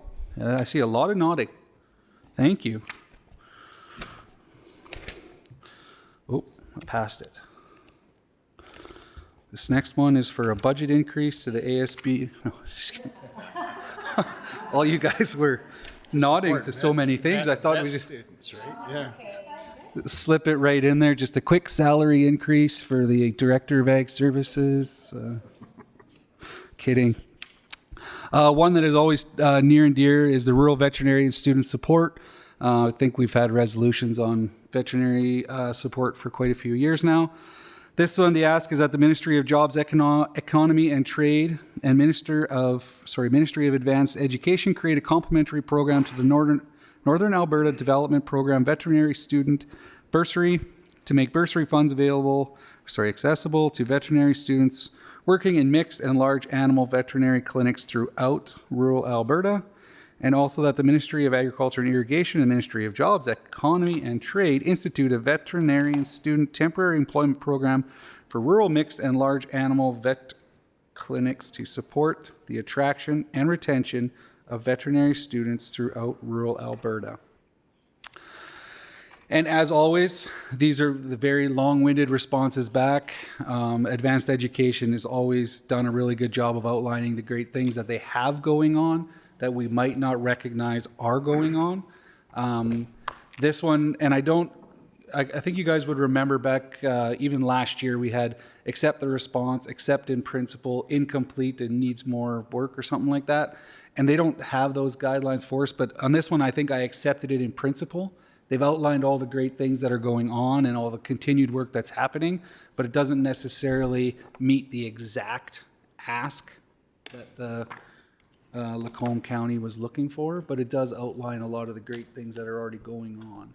So I had kind of had the old wording of accept in principle written down. Things are happening, things are going, just need more work. Okay. Who else needs a raise today? This is just too easy. Council can't always be just business, Kelly. We have to have a little fun here. All right, where are we here? Oh, the roadkill one, yes. This one, I thought the responses back were amazing. They were pointed. They outlined everything that we needed to know. Yeah, sorry, I skipped that one. So just the ask was that Alberta Environment and Protection Areas and Alberta Forestry and Parks develop a formal guidance on the disposal of wildlife carcasses hit by vehicles to minimize disease transmission vectors that may pose a serious economic threat to livestock industry. They also asked that they amend the standard specification for highway maintenance to require contractors to maintain controlled access to carcass disposal sites and the composting of roadkill carcasses. So I thought the response from AGI was probably my favorite one because it had 7 bullet points and they were exact. There was no, this is how we feel about it. It was just very, very direct. So the resolution states that disposal of livestock and wildlife may be occurring throughout stockpile sites where scavenging is subsequently occurring. Scavenging or natural disposal is termed in the disposal of dead animals regulation is not an improved method of disposal for dead livestock in a situation like this. So it kind of outlined it very clearly that potentially what was happening in, is it Big Lakes? Greenview, pardon me. So potentially what was happening in Greenview with their highway maintenance contractor wasn't an approved activity, and this just kind of brought it to light that maybe they need to adjust their disposal mechanism. So I didn't see anything in here that would lead me to believe they didn't answer the question, so I had accept the response. And I wish all of them were out. No more letters, just outline. Here's what we're doing. Here's just bullet points. Yep, we're good. Oh, Lynette, please, sorry. But if it was just bullet points, then we wouldn't have had the really neat sentence that talks about collecting valuable roadkill from Minister Todd Lowen. Well, there's only 3 or 4 species that are valuable wildlife to pick up off the road. No one likes to pick up roadkill. No one likes to see an animal that met its demise that way. It's truly not that much fun. Is everybody okay with accept the response on that one? Okay. This next one, non-matching funding for AGNO. AGNO, again, is another one. That's the mental health organization for ag producers and ag industry. We've had multiple resolutions over the years on this one. The ask was that the Minister of Agriculture and Irrigation waive the matching fund requirement through Sustainable Canadian Agricultural Partnership to support AGNO, Alberta Farm Mental Health Network, to ensure that the farm-informed therapy program for agricultural producers continues to grow and is free of charge in Alberta. I thought there was some pretty decent responses here, a little more long-winded than I like, but they were pretty good, and they outlined all the things that are happening. This one I thought I accept in principle. It doesn't discuss necessarily, and the reason I thought accept in principle, it doesn't necessarily talk about the matching fund requirement. It just talks about all the mechanisms that are there to support and how it's funded currently. So, but it doesn't necessarily talk about taking away the non-matching funds. So I accepted that everybody was doing great work, so I accepted it in principle in my notes, not in this room. Jeez. All right. Agriculture education funding is the next one. We're almost done, guys. 3 more. This one is always near and dear to us. The ask was that the Ministry of Education work collaboratively with the Ag Service Boards, Rural Municipalities of Alberta, and Ministry of Agriculture and Irrigation to establish a dedicated funding stream aimed for agricultural education. Now, where did I write my notes? There was a lot of great responses here as well, and I didn't write down my notes on that one. So I might have to look to you guys for a little bit of guidance on this one. Apparently my pen was not working at that point. But I think there is some value in the agricultural education. I believe AGI definitely sees it. I believe the Minister of Education believes it. And I think there is a fair amount that's injected into our schooling system right now. Is it probably enough? I don't think it's ever enough. Okay, Holly, you've got a comment? I like the sentence. For example, Alberta's core curriculum includes topics like globalization, Alberta's history, and soils. I didn't think globalization was ag education, so I don't know how they put that one in there. I can agree soils, but I didn't think they kind of missed the point.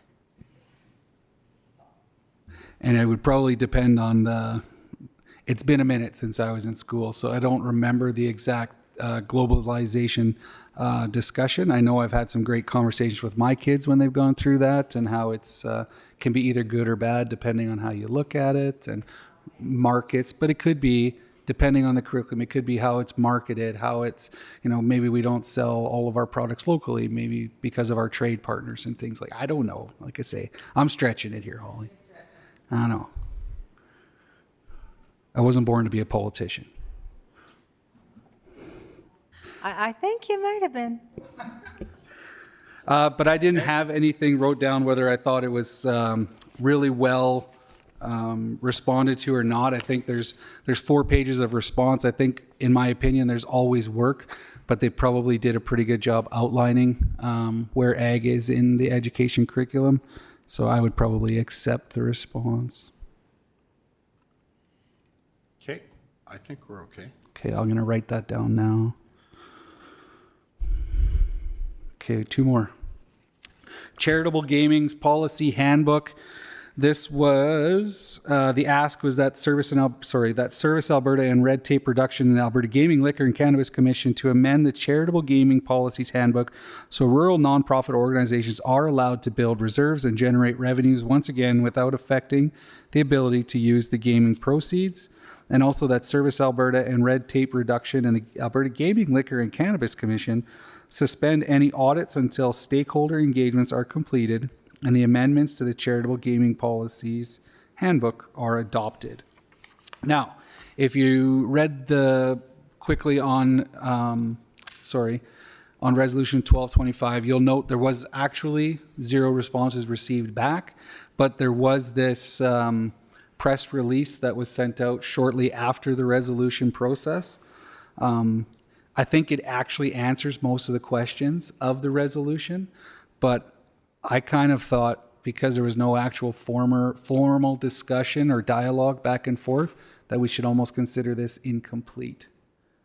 I think the resolution is probably done, but it would be nice if Alberta Gaming, Liquor and Cannabis Commission, and if I got that right, we'll all be lucky, would have that dialogue back so that we can close out the loop. So I thought that's where my head was at on that one. I would agree. Well, as long as we're in agreement. Okay. And last but not least, inflationary increase for ASB grants. And this one's very basic, that the Minister of Agriculture and Irrigation approve a 3% per year inflationary increase for the ASB grant program. AGI did a good job in responding back that we missed the budget cutoff for that original ask, but they do budget every year. So that's going to be a conversation topic for the 2026-2027 budget. And I thought because they weren't able to answer that question entirely or to close that loop, that we should accept in principle that the provincial government is going to consider that inflationary adjustment. Fair enough, maybe. Yeah. Holly, go ahead. Prior to 2014, do you know if it went up at a equal amount every year, or do you know how it was? Was this done in the past at some point?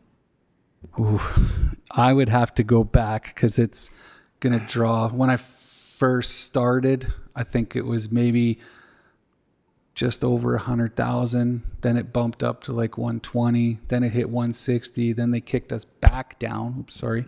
And that might have even been in 2014, kicked us back down to 120 something. And it's just recently, last year, the year before, came back up to the 160 level. So no, it's always just been a very static amount in the 5-year agreement. No inflation brought in at all. And I think we leverage those dollars, and I think this is even from provincial statistics, we leverage those dollars 7 or 8 to 1. So for the $160,000 we get from the province, we leverage that to whatever that number is times 7. So we feel good about accepting principle. I feel pretty good about allowing you to move on to your next wonderful opportunity. And yeah, I appreciate your attention, your smiles, and see you in a couple weeks. See, Todd, thank you. So we need a motion to approve that council accepts the report card for the ASB provincial. Holly, thank you. All in favor, please indicate. That's carried.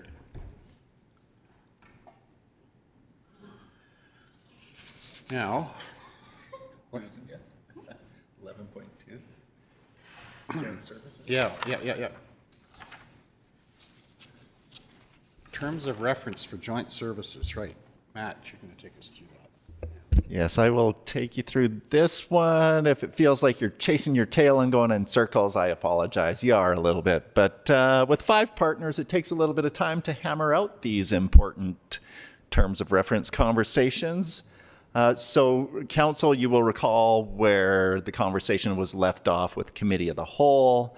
We took that information, we being me, to my CAO peers. We chewed through that. We kind of thought, hey, what's better than 2 committees? And we settled on one. One committee's better than 2. So we, as joint CAOs, made recommendation to joint services, unpacked a lot of the information you see in your package. And now the CAOs were coming back to each of our individual councils to see if everybody likes what our ideas were. So to recap, and you've got this in your package, what the CAOs are recommending, that Intermunicipal Affairs Committee, which gets all councillors in the region together 3 times a year. We think we can identify some cost savings when it comes to council orientations. We won't hit that 100% this election term, but moving forward, we think what a great opportunity for the region, for everybody who's been newly elected to a council in the region to get to know each other and learn the ropes and start that relationship building straight out of the gate with your orientation.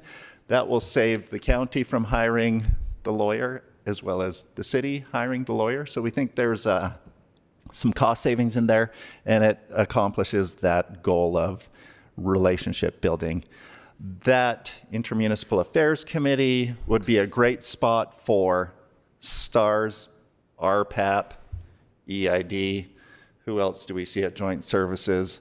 The Chamber of Commerce, all of these folks, we think there's some economies for them to realize some savings as well. It'll take some effort when it comes to coordinating those things and timing, but we see a lot of opportunity there on that IAC committee.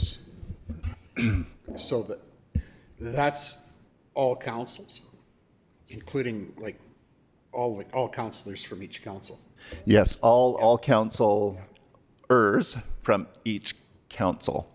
So the door is open for everybody to come, relationship build, and we're optimistic that that would be a fun place to be. Yeah, IAC, let me pop up my speaking notes here to see if I've missed anything on the IAC side of things. We're thinking there's some room to be creative on the doctor attraction and retention effort that has been with joint services. The CAOs don't have it fully figured out, but we're thinking maybe a subcommittee off that IAC where you've got doctors, health foundation, and municipal elected representatives, we think there's an opportunity to carve out some space and be more focused with those efforts. In terms of funding, and this is kind of one of the bigger rubs, right? So in the region, the county has 70% of the fiscal capacity when it comes to assessment. Places like the Village of Rosemary have 0.5%. So the ability for municipalities to throw some dollars into the pot so everybody's got some skin in the game varies widely. Where we ended up as the CAOs was, would it make some sense for us to just each carve off 1%, 2%, 3%, whatever that number needs to be to fund the efforts of the IAC committee, and throwing a little extra at the economic development portfolio? Could we go there? It's not raising taxes. It is taking resources away from the community. That seemed to have some support. So the money piece is yet to be determined, but what we've recommended is let's carve off 1% share of the LGFF, and now everybody's at the party. Kelly, go ahead, please. So just, the light bulb just came on, so whatever percent we settle on, that means that this county, I'll speak for the county, will pay the lion's share of the funding because okay, go ahead. So I can illustrate using my handy dandy calculator here. So, let's say everybody agreed to carve off 3% of the LGFF operating roast beef. Brooks would be 23%, County 34%, Bassano 12%, Dutchess 17%, Rosemary 13%, and you'd raise $25,000 towards the effort through carving off the LGFF at 3%. Not saying 3% is the right number, but it's something. So this gets the smaller partners with the limited fiscal capacity into the game. And yeah, one option. The first meeting for the Intermunicipal Affairs Committee, we were thinking, let joint services run its course to the municipal election. And the first meeting would be October 21st in the evening, and all day October 22nd as part of new council orientation. Doug Lagore is friends with George Cuff, who I would characterize as the man who knows municipal governance very well, having completed more than, I think, 400 municipal inspections, engagements with councils. He's come in to write reports when things go off the rails. He has a body of work that if you want to know how to govern and how CAOs should behave and how council should behave and how they should behave together, he has very great insight. So we're going to bring George Cuff in to read new council the Riot Act and get him on the rails and off to a good start. That's what we kind of have in mind for that Intermunicipal Affairs Committee. Moving on to economic development, and this is where the insight or the suggestion, what's better than two committees? One. It's been my observation, I think the economic development service line is over-governed. There's very few municipal services that we get a governing body together month over month for a $360,000 service. So we looked at it and said, all right, hang on. So County Council has some goals for casting a vision on economic development. Other partners have the same kind of ideas. Maybe there's an opportunity here, and we've talked in the past about including external partners in the economic development effort. Is part of the portfolio of work that IAC committee completes, could they be tasked with casting the vision and developing the strategy for regional economic development? We think that's a good idea. We think that might be a great place to invite whether it's the Chamber of Commerce, the Community Futures organizations, your Palliser Economic Partnership, to come together at the beginning of a council term and cast that regional vision for economic development effort. Through our conversations as CAOs, we talked about the effort that goes in, whether it's Town of Bassano, the villages Rosemary Duchess, here at the county on the economic development file, which are outside of that Brooks Newell region economic development umbrella, but have some touch points. We've been operating rather loosely on the economic development file when it comes to what's in black and white and what we partner on and how we partner on those things and what level of service we all expect out of that regional economic development portfolio. So instead of a committee, we are recommending, why don't we do the work and actually put pen to paper and develop an intermunicipal agreement. Still have the City of Brooks lead the charge. They've got the staff, they've got the expertise. Credit to Mitch and Lisa and the City of Brooks team, Economic Development Committee. There are really good economic development assets that we've built out in the region. You're starting to build a brand through the strategic priority that this council accomplished, getting Newell in there. So Brooks Newell region, it is a recognized brand. This next iteration should build off of that. If there needed to be some touch points with governance, you could look at striking subcommittees for special projects, what have you. What am I missing on the economic development file? After that strategic plan is set by IAC and whoever you decide to invite to the party for setting that vision, it would be up to the CAOs to execute that plan. As CAOs in the region, we've committed to getting together quarterly. So this is a new kind of level of discipline for the CAOs. We interact from time to time, but let's make a pointed effort of getting together, and this would be one of the things that we talk about there. In terms of funding, maintaining that $180,000 split between the county and the city and getting a share of those LGFF operating grant funds to grease the wheels and get the job done.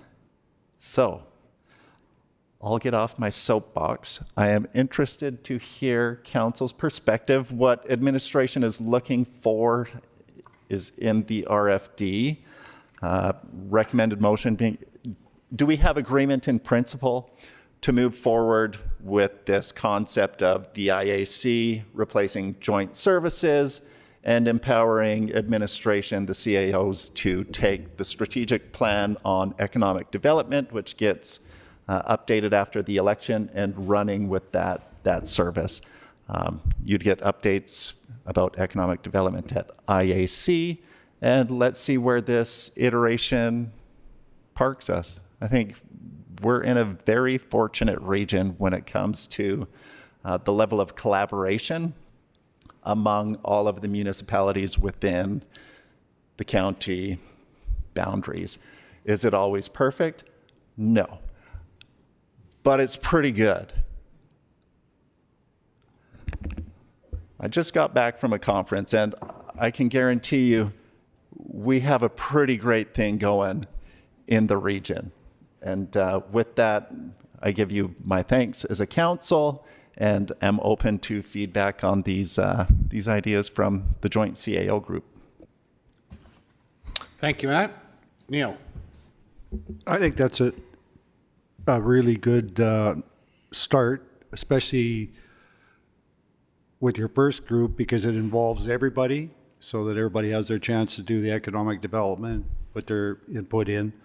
But I can also see, like, we're putting in $180,000 a year, which means we spent $1.4 million in the last 4 years since I've been here.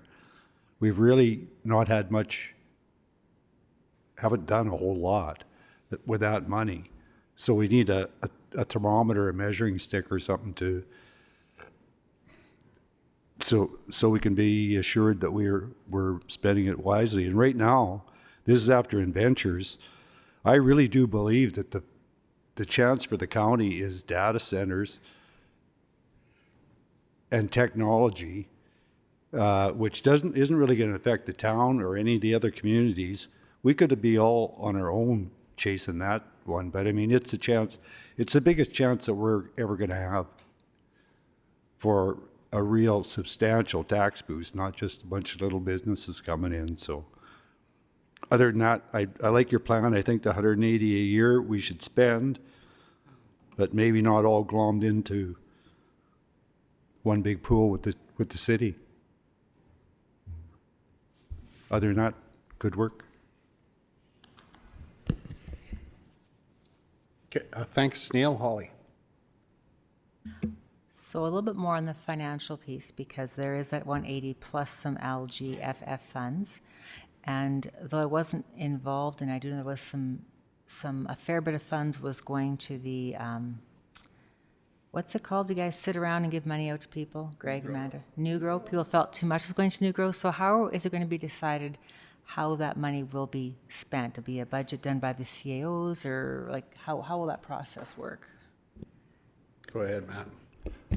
To be determined, and I'm taking direction. And so I think some of the friction that we've experienced in the past has been directly related to good point made by Councillor Neil on, well, we need to know what we're looking for out of the 180, and we need to be specific about that. I totally agree. And I think that's where that strategic plan comes into play, and being entirely anchored to the work plan, the tactics, the strategies that fall out of that.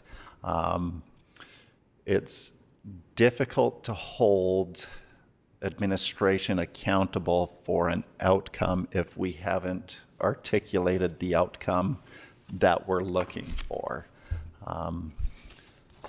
The budget has been a frustration for this administration in the past, just in terms of timing when it has come out of the Joint Service Committee in the past, as well as some of those individual items that individual councils may not have supported, but Joint Services Committee approved. So that's the level of clarification that the CAOs will be baking into an agreement, bringing back to council. This today is really, do we have enough to let the CAOs loose and start writing?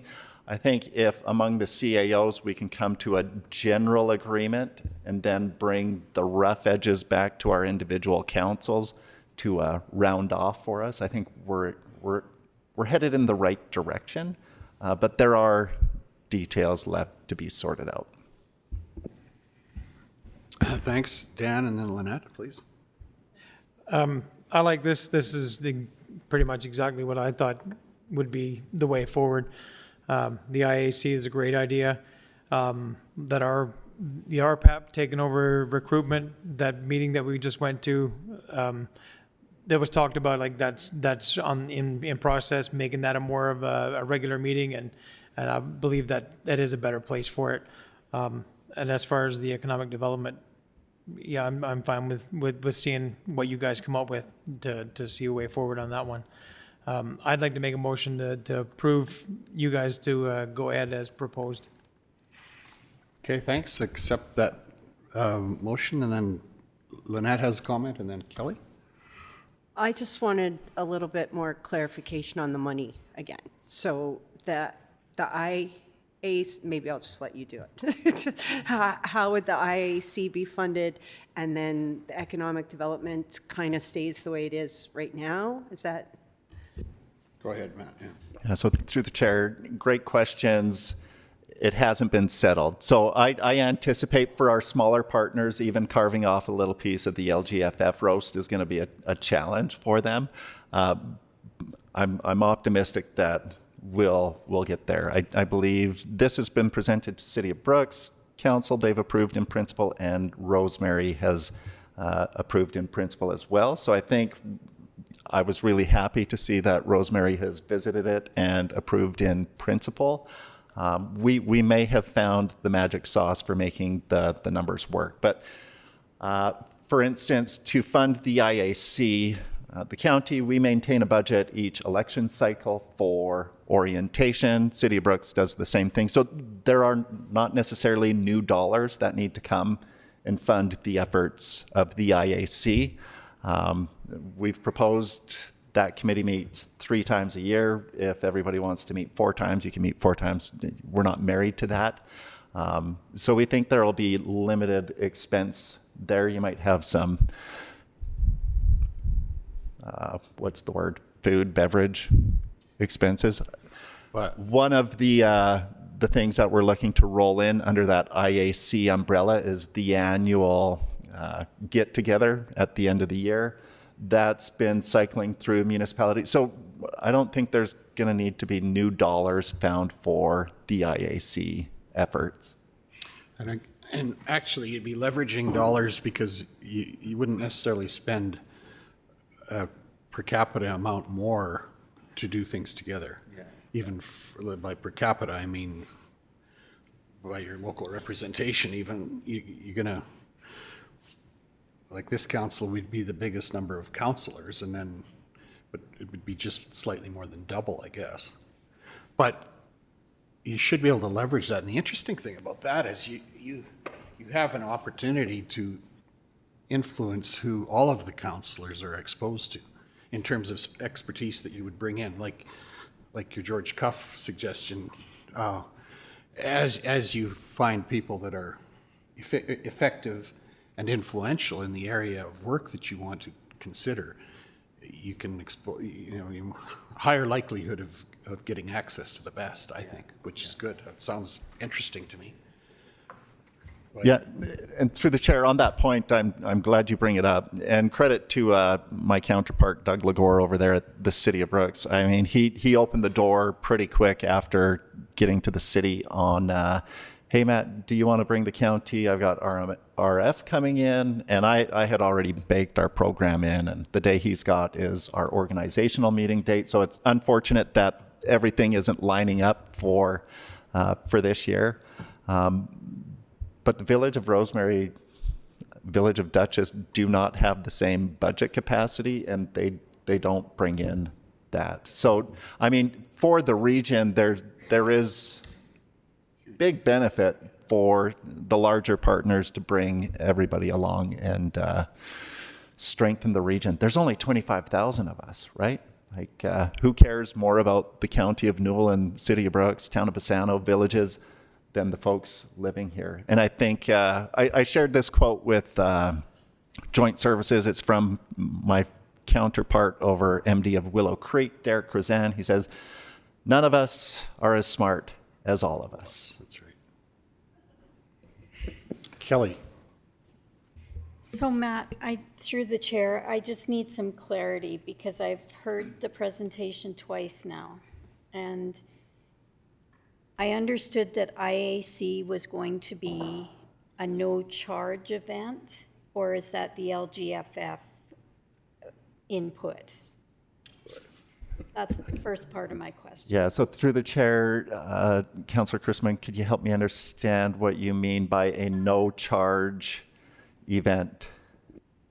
I was of the understanding the other day that it was going to be a gathering 3 times a year of the councillors bringing in these big topics, big speakers from the region, and that what I hear today is that's where the LGFF funding is being proposed, possibly. I know you're not there yet. And then the economic development funding is the 180 per municipality. My only rub here is when you say that we're going to bring in to strategically spend that 180,000, because that is counterintuitive to this whole process. We wanted to make that 360,000 directly for the City of Brooks and County of Newell, the way I understood our conversations. So maybe you can speak to that. as CAOs, we'll take direction on where the councils want to spend the money. The money should be linked to that strategic plan again.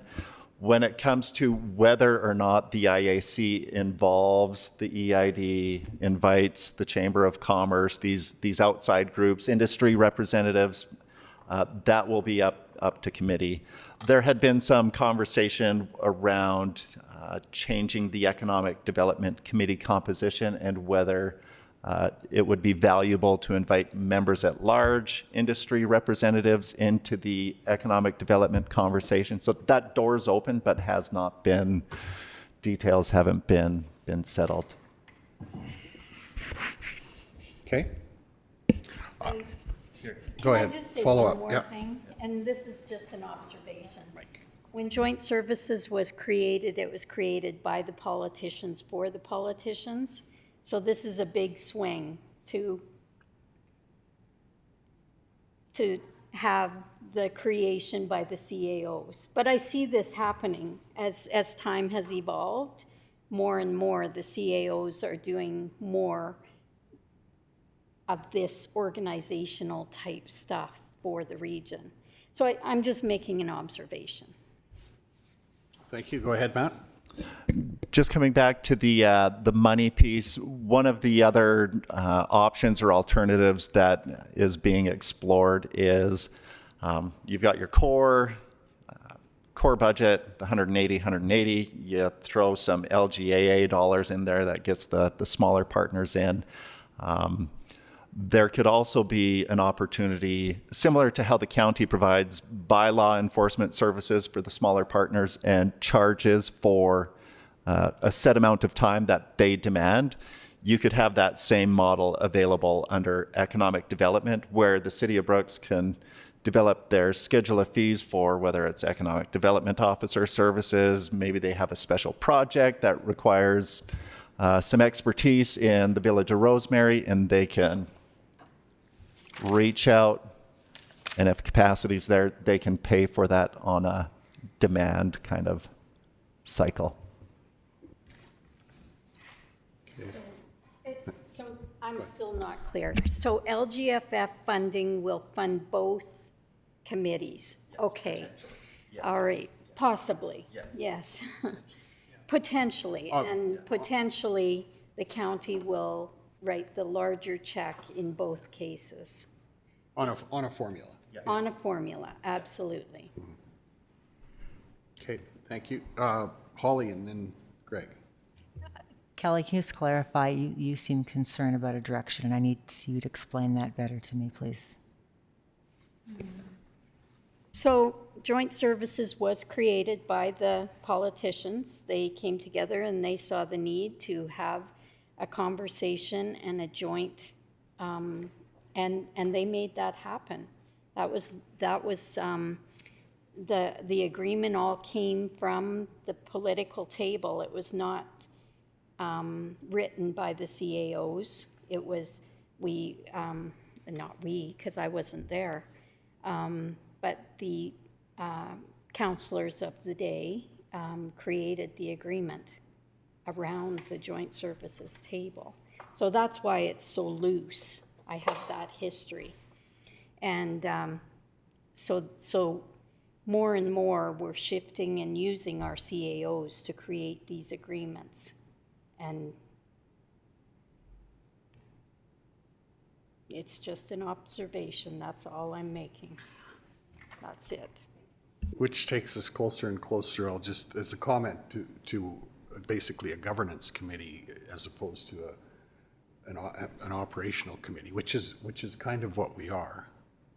Or more than kind of what we are. We're not ops people, we're policy people, and our staff carries things out for us, which is how it should be. When we cross those lines, things get fuzzy and muddy and have to be redefined almost. So I think I hear what you're saying, that it's and I think maybe one of the ways through this is to have a strong strategic plan with outcomes, because I think That's what Matt referred to. If there aren't outcomes expected, then how do you measure toward success or measure success towards outcomes? And that's where I think probably a tighter definition of what economic development is there for would be useful. And I have a few more comments, but Greg first. Yeah, and I like the idea of the IAC. I think it's bringing it back to what Kelly was saying when I believe it was the brainchild of Martin Shields. He's the one that said, okay, let's bring all the municipalities together. Let's work together in some common goals, and we were. It was too much of the delight of the Alberta government that we were doing that, and I think with the IEC we're going back to that, vision that Martin Shield has with all of the municipalities working together within the region. Now, over time, the budgets increased. We brought in economic development. We, amongst other things, and I think it got to the point where there was that original vision got muddied with the economic development piece in there. I do like the idea. I'm still not 100% sold that the BNRED, the Brooks Newell Regional Economic Development, is not. I'm not 100% sold on just leaving it to the CAOs to meet and deal with that. That is, but we'll have to see where that goes. We can always go into a partnership again with the City of Brooks with that 180,000 and do economic development just between the two municipalities if we feel that's the best way to do it. But I think we have some real good CAOs in the region, and I think we could.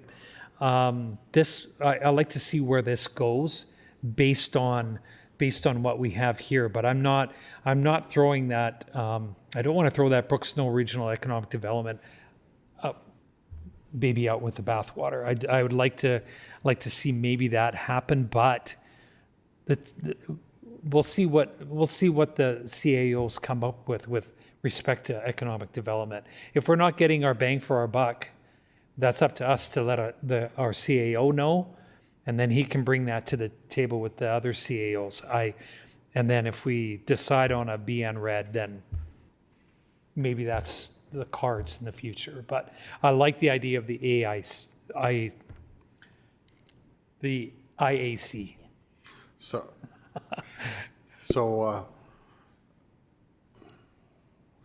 just a sec here. Yeah. We've got a motion on the floor, but what I think I heard you say is that the CEOs then would be in charge of, CAOs would be in charge of ensuring that the people delivering economic development are get you bang for your buck, right? Now they're going to be run out of the City of Brooks. That's where they're going to be housed, but run by the group, and so there might be potentially stronger direction with regard to what's happening there, if that's needed. I'm not saying it's needed, but that's one of the checks and balances you want to know that is in place if you're going to do economic development. Because at the end of the day, it's about bringing business to the district somehow. That's the measurement, and anything short of that, if it's activity based, there still has to be outcome basis to it, and that's what we're looking for. I think, Amanda, did you have your? I think this is a good idea because it gives continuity, and you have strategic plans. Once you have those in place, you have some continuity, and people have to do what they say they're going to do. Mm-hmm. So that's important. I think it's a good thing. I think it can work too. Go ahead. I noticed in there at some point it said that there was a suggestion that the BNRED would report to the IAC potentially 3-4 times a year. So that's, if we're nervous about the CAOs having to all the say, well, they still have to report and get strategy and approval and all this from the IAC. So there's still lots of oversight and accountability built into this. So going forward, that's something I would like to see built, for sure be built in, that there is a reporting back to the IAC on a regular basis. See, I think there's another component here that we're going to be faced with, that we're faced with right now, whether we do anything about it or not. But, and you referred to the Chambers of Commerce, that's a standalone enterprise that people join to. But there's a whole group of other organizations. I was at the Manufacturers Roundtable in Brooks here on Tuesday, I think it was, and there was only, if I include my interests as a business person, and about 3 or maybe 4 others, the rest were all staff of organizations that want to give away money to businesses that want a grant. And I was sitting there with one of the manufacturers in the community. I said, well, really, we all need somebody on staff just to chase grant money. And there's lots out there. Like the information that we were listening to was various groups talking about the money they could provide to help entrepreneurs. Well, that's not the entrepreneurial function. The entrepreneurial function is to get out there and build a business and make money. And there is a role for support for that. But I think there's a lot of money wasted in a lot of positions today held by people who are just there to create programs, do activities to try to attract people to come and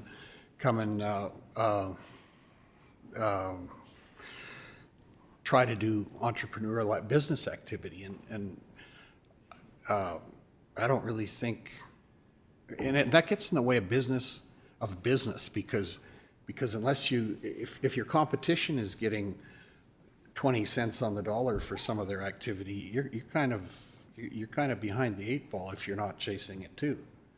And it's not all, I'm talking about, Alberta Innovates, Entrecorp, there's the Manufacturers Association, like there's all kinds of federal and provincial programs that are kind of have employees that are trying to give money away. That's a different issue in some ways, but I think that this might give us the opportunity to focus some of this, to say, for this region, here's where we're going to, and PEP is the same way. PEP has got to have money to generate activity, and so this somehow needs to be pulled together to create efficiency, because we don't need to chase around after meetings. We need to see results, and so I think it's worth a try.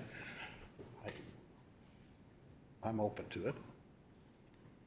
Anyone else?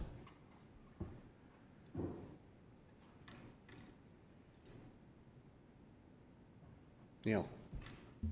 Yeah, I kind of agree with that. Like, you can't teach anybody to be an entrepreneur or to be a risk taker or anything like that. But if we just set up the environment to where they might want to live, that's all we have to do. And I like the idea of the CAOs running it, because for one thing, they're all trained in those areas, and they're the only consistency. The rest of us only have a 4-year lifespan that we know about, and we're gone. Your CAOs will transfer through and reporting back to the IAC with once or twice a year. I think it's a fantastic idea. And as far as grants and all that goes, personally, I could care less if the government never wrote another grant to anybody. We'll create our own business. Real business people don't really rely on them that much. So, no, I like it. Let's do it. Let's get this thing rolling. Quicker the better. No, I agree with that, and I think it might have some possibility. So we've got a motion on the floor to approve this in principle, right? All in favor, please indicate. Okay, thanks. Thank you. It's carried. Yeah, I think, and I think it gives us the opportunity around this table too to really focus on what we're here for. Our role is to set up the policy environment to keep, and the framework to attract business, and that means staying out of the way where we can, and building the framework that attracts business, right? Matt. And just so you can hold your administration accountable, the plan is CAOs will get together early in July, have a working session, hammer some of this stuff out, and expect some conversations at council and a draft going to joint services. That meeting in September is what we told our friends at joint services. So we're going to try and make quick work of it and see where it leads us. But in all the conversations with the joint CAOs, the vision is iterative, and this should be better than what we've done in the past. So if anything looks like it's not going to take us into a better direction, I rely on your good advice to steer the CAOs. Thank you. I think we can move on, eh? Let's go to committee reports, I think. Function of council, 11.3. Oh, yes, thank you. Functions of council. Are there any requests for functions of council?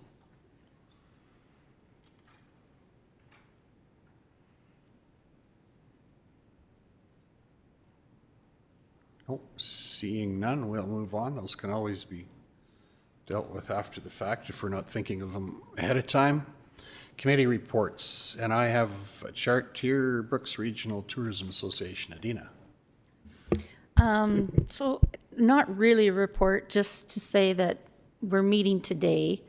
And so we haven't met since my last report.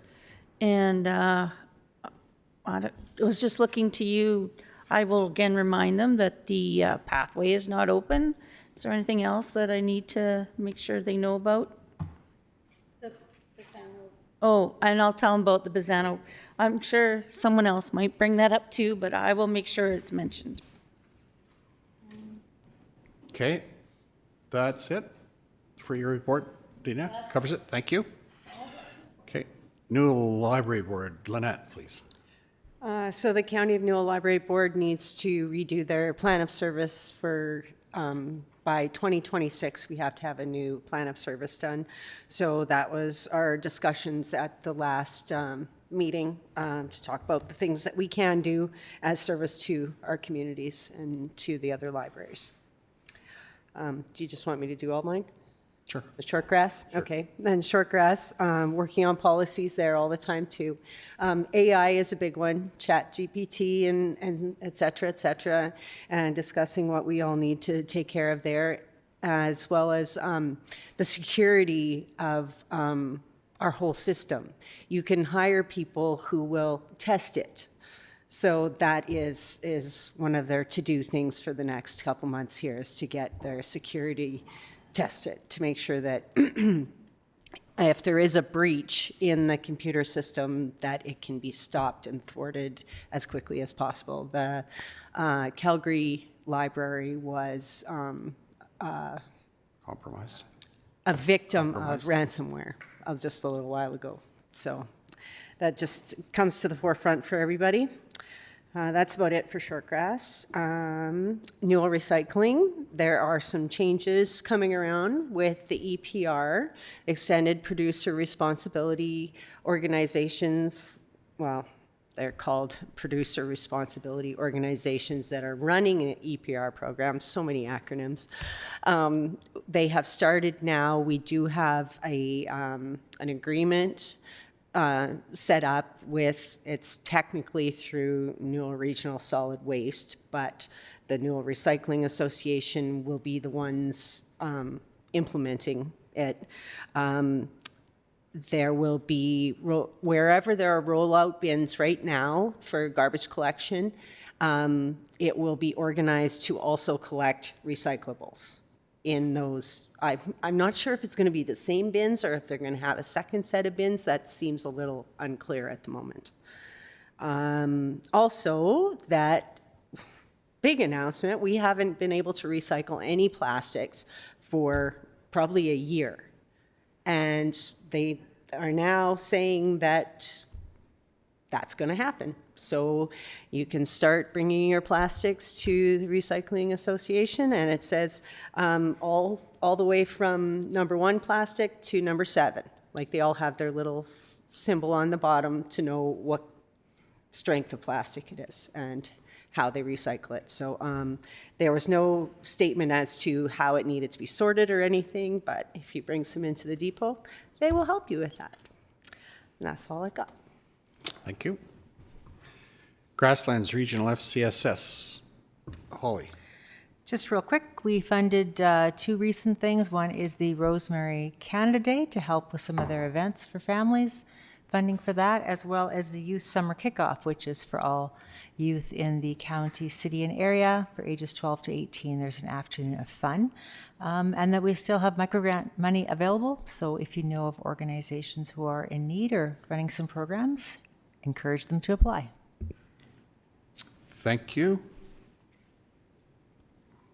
Joint Services. Who's reporting? Kelly? I wrote it down, but Greg will chime in. Apparently, we have a new veterinarian at Newell Vet Clinic, and that person is looking for rental housing. And if you know of any, Lisa Tiffin is the contact person for that, okay? We agreed to a letter of support to the Prairie Rose Hospice Palliative Care Society in their efforts towards bringing end-of-life palliative care to our region. We had a very passionate presentation from Dr. Curran, who, Dan, you were at the presentation where we heard the calm doctors. We've now heard the explosive one. Dr. Curran is very passionate and very concerned about healthcare in our region. He says we're one doctor away from a catastrophe in this region, and we did hear that on a calmer front in that presentation, but Dr. Curran was a lot more passionate. I'll call it passion. He says that our physical hospital, I'll just use his words. The bathrooms in the Brooks Hospital are in worse condition than the hospitals in South Africa. He says that we're not getting the attention of our premier to the needs that are obvious in our region, whether it be human capital or physical infrastructure. So we had quite a visit. Anything to add to that, Greg? Yeah, and Lynette probably can Yes. chime in also. The maternity, what's it called, ward? Clinic? Women's health and pediatrics. That's what it is. Yeah, we do help fund that. And he says that's very, very important for us to keep doing that, even though it is the responsibility of the Alberta government. That is such a vital part of healthcare in our region due to the number of new Canadians that are here that don't have access to a doctor. It allows them for the doctors to see those people. And our funding is $12,000 for the region, and it basically funds the administration of it. So we're not paying for, the doctors still get paid when they see people. It's the administration of that service, and we're one of the only municipalities in the province that has this. So and we are a unique municipality too, with the number of ethnic diversity that we have here. So he reiterated that it is very, very important that we continue that. Very, very strongly. That was heard loud and clear, that Matt Clinic, he said we will have doctors retire if we were to close the Matt Clinic. So it would be very, very bad. We assured him at Joint Services that funding is secure for this next year, and that it is off the table as far as we're concerned. So we also heard that Red Bull riders are back in the region September 5th and 6th. They used to come, I think it was in August, the first weekend of August, and they did 1 or 2 days in Calgary and then 1 or 2 days out here, one each place, okay. Now they're doing 2 days out here only, no Calgary trips. So there'll be more riders in the area for a longer time period, I would think. And of course, last week was another round of New Grow, and you've probably heard the winners on the radio or somewhere. No, I didn't bring a list. You do? Okay, Amanda. Do you have anything, Lynette, while Amanda's looking that up? The only thing I was going to mention is that Pisano pulled out of the funding for the MAD clinic. They made a decision that they were not going to assist with the funding. Yeah, and I think I reported that at the last joint council meeting, but I'm not sure. Thank you for that reminder. So from New Grow, the Babe Bar received $1,500. Dustin Wood received $2,500.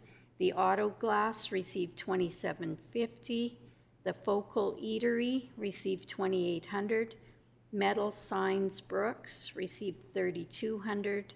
Tilly Car Wash and Storage received $5,000. And Sundog Sauna received $7,250. And just so you know, Tilly Car Wash and Storage is for an endeavor in Pisano. So that just makes you think. This is a regional business. He has a car wash in Dutchess, a car wash in Tilly, and a car wash in Pisano. Thanks, Amanda.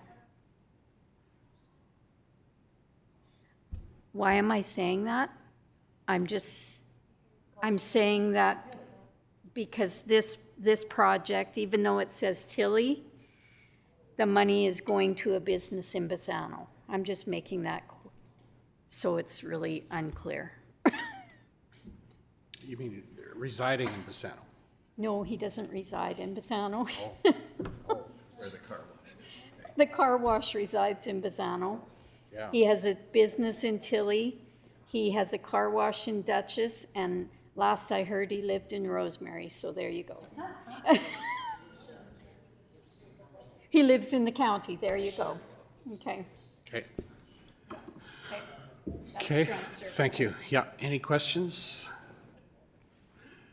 Neil, Newell Regional Waste Management. I think I would be more comfortable doing both Sewa and Newell Regional in camera. Okay.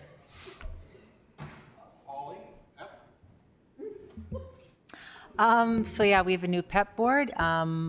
Arno is now the chair. Jordan Christensen from Special Areas is first vice. Angie Warwick from Hannah is second vice. I've taken on secretary treasurer.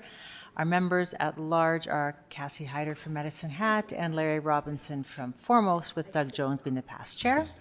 Our goals for our operational plan coming up are still the Rural Infrastructure Readiness Project. The federal government continues to make hoops to jump through. It's a very slow process, little tiring, but Barb continues to work hard on that. And we're looking at working on Alberta Agri-Food Export Readiness Program, working with Medicine Hat College, and Manish, who's a gentleman from, he's a Canadian, worked a lot in Japan, has a lot of knowledge of those markets to help producers get ready to market overseas. So some cool stuff coming along. That's all I've got to say. Thank you.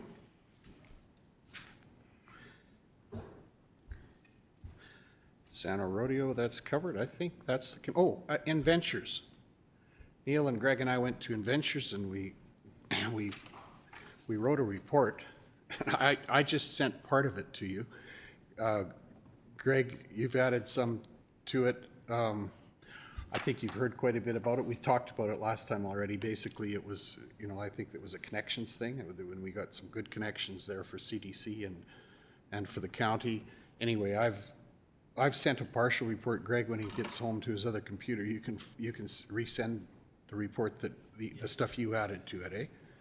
I just so you see that at least. I think the whole business of AI and the potential in this area for kind of unique projects because of that, because of we've got water, we've got energy, and we've got land, and also, you know, those they should really be connected to a greenhouse somewhere too, really, to really close the loop. Neil? Yeah, we did learn a lot there, and like I told you last meeting, Greg asked a pretty pointed question. There was 5 points that the counties and municipalities should all check off. I can't get on any more on board this AI tax revenue wagon that I'm on right now, but with our new economic development and everything, if Mitch isn't doing it over there good enough, the county's the one that's going to win. We might have to do a little bit of work ourselves to get our name out there and get a few of those centers in this area. So that was the best economic lead convention we've ever been to, or it could be if it all worked out right. But anyway, good report, guys. Okay, yeah, and I think earlier it was mentioned like a group from U of C wants to come out here to look at CDC later this month yet. I think that's being worked on to set up. That was a direct result of conversations that were had there. So, okay. I think we're ready to, Lynette, go ahead. I thought maybe I'd just bring it up because we were all invited to the Ag Farm Show that was in Medicine Hat this last weekend. I did go on Friday. They had sessions, like information sessions, right? A couple of them were a little bit more, a bit of a sales pitch, but there was a fellow talking about worm casting. We went to 2 of the ones about soil health and things like that, or adding sulfur to your soil and stuff like that. But they had that Cypress Center absolutely packed with anything you could think of farm related. There were drones to cattle handling. There was a baler sitting in there. Halo was there. Yeah, a lot of everything. I think they did a pretty good job. It was hard to judge how many people were actually there because it's so big. You know, like if you glumped them all together, there probably was quite a few people there. We were there about 2 o'clock in the afternoon, and it was smoking hot in there, but it was good. Good, thank you. That's it for committee reports, I think. Thank you. Agenda 13.1, I can take that quick for Lane. 13.1, that's right, appointment of a financial reviewer for the County of Newell Library Board, right? I'll take this. This can be short and sweet. Go to bat for Lane here. The Library Board has requested Council's endorsement of Krista Payne as the reviewer of their financial record. So looking for a motion to appoint Krista Payne as the County of Newell Library Board financial reviewer. Somebody, Amanda? I'll make that motion. Thank you. All in favor, please indicate. That is carried. Thank you. Information items, any questions there?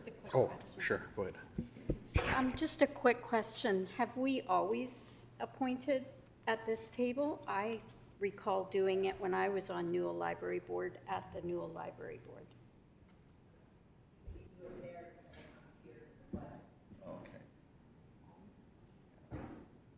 Okay, don't recall that. Okay.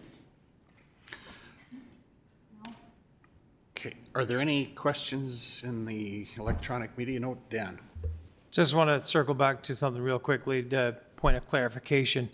The Tilly Car Wash those funds will be going to the Tilly Car Wash business. There is no affiliation to Pisano. Just wanted to clarify that. Yeah, no connection. So the owner of the Tilly Car Wash will be putting that money into the Tilly Car Wash. I'm sorry. Okay. Okay, thank you. I think we're ready for a motion to go on camera, are we? Ellen, all in favor, please indicate. That's carried. Thank you.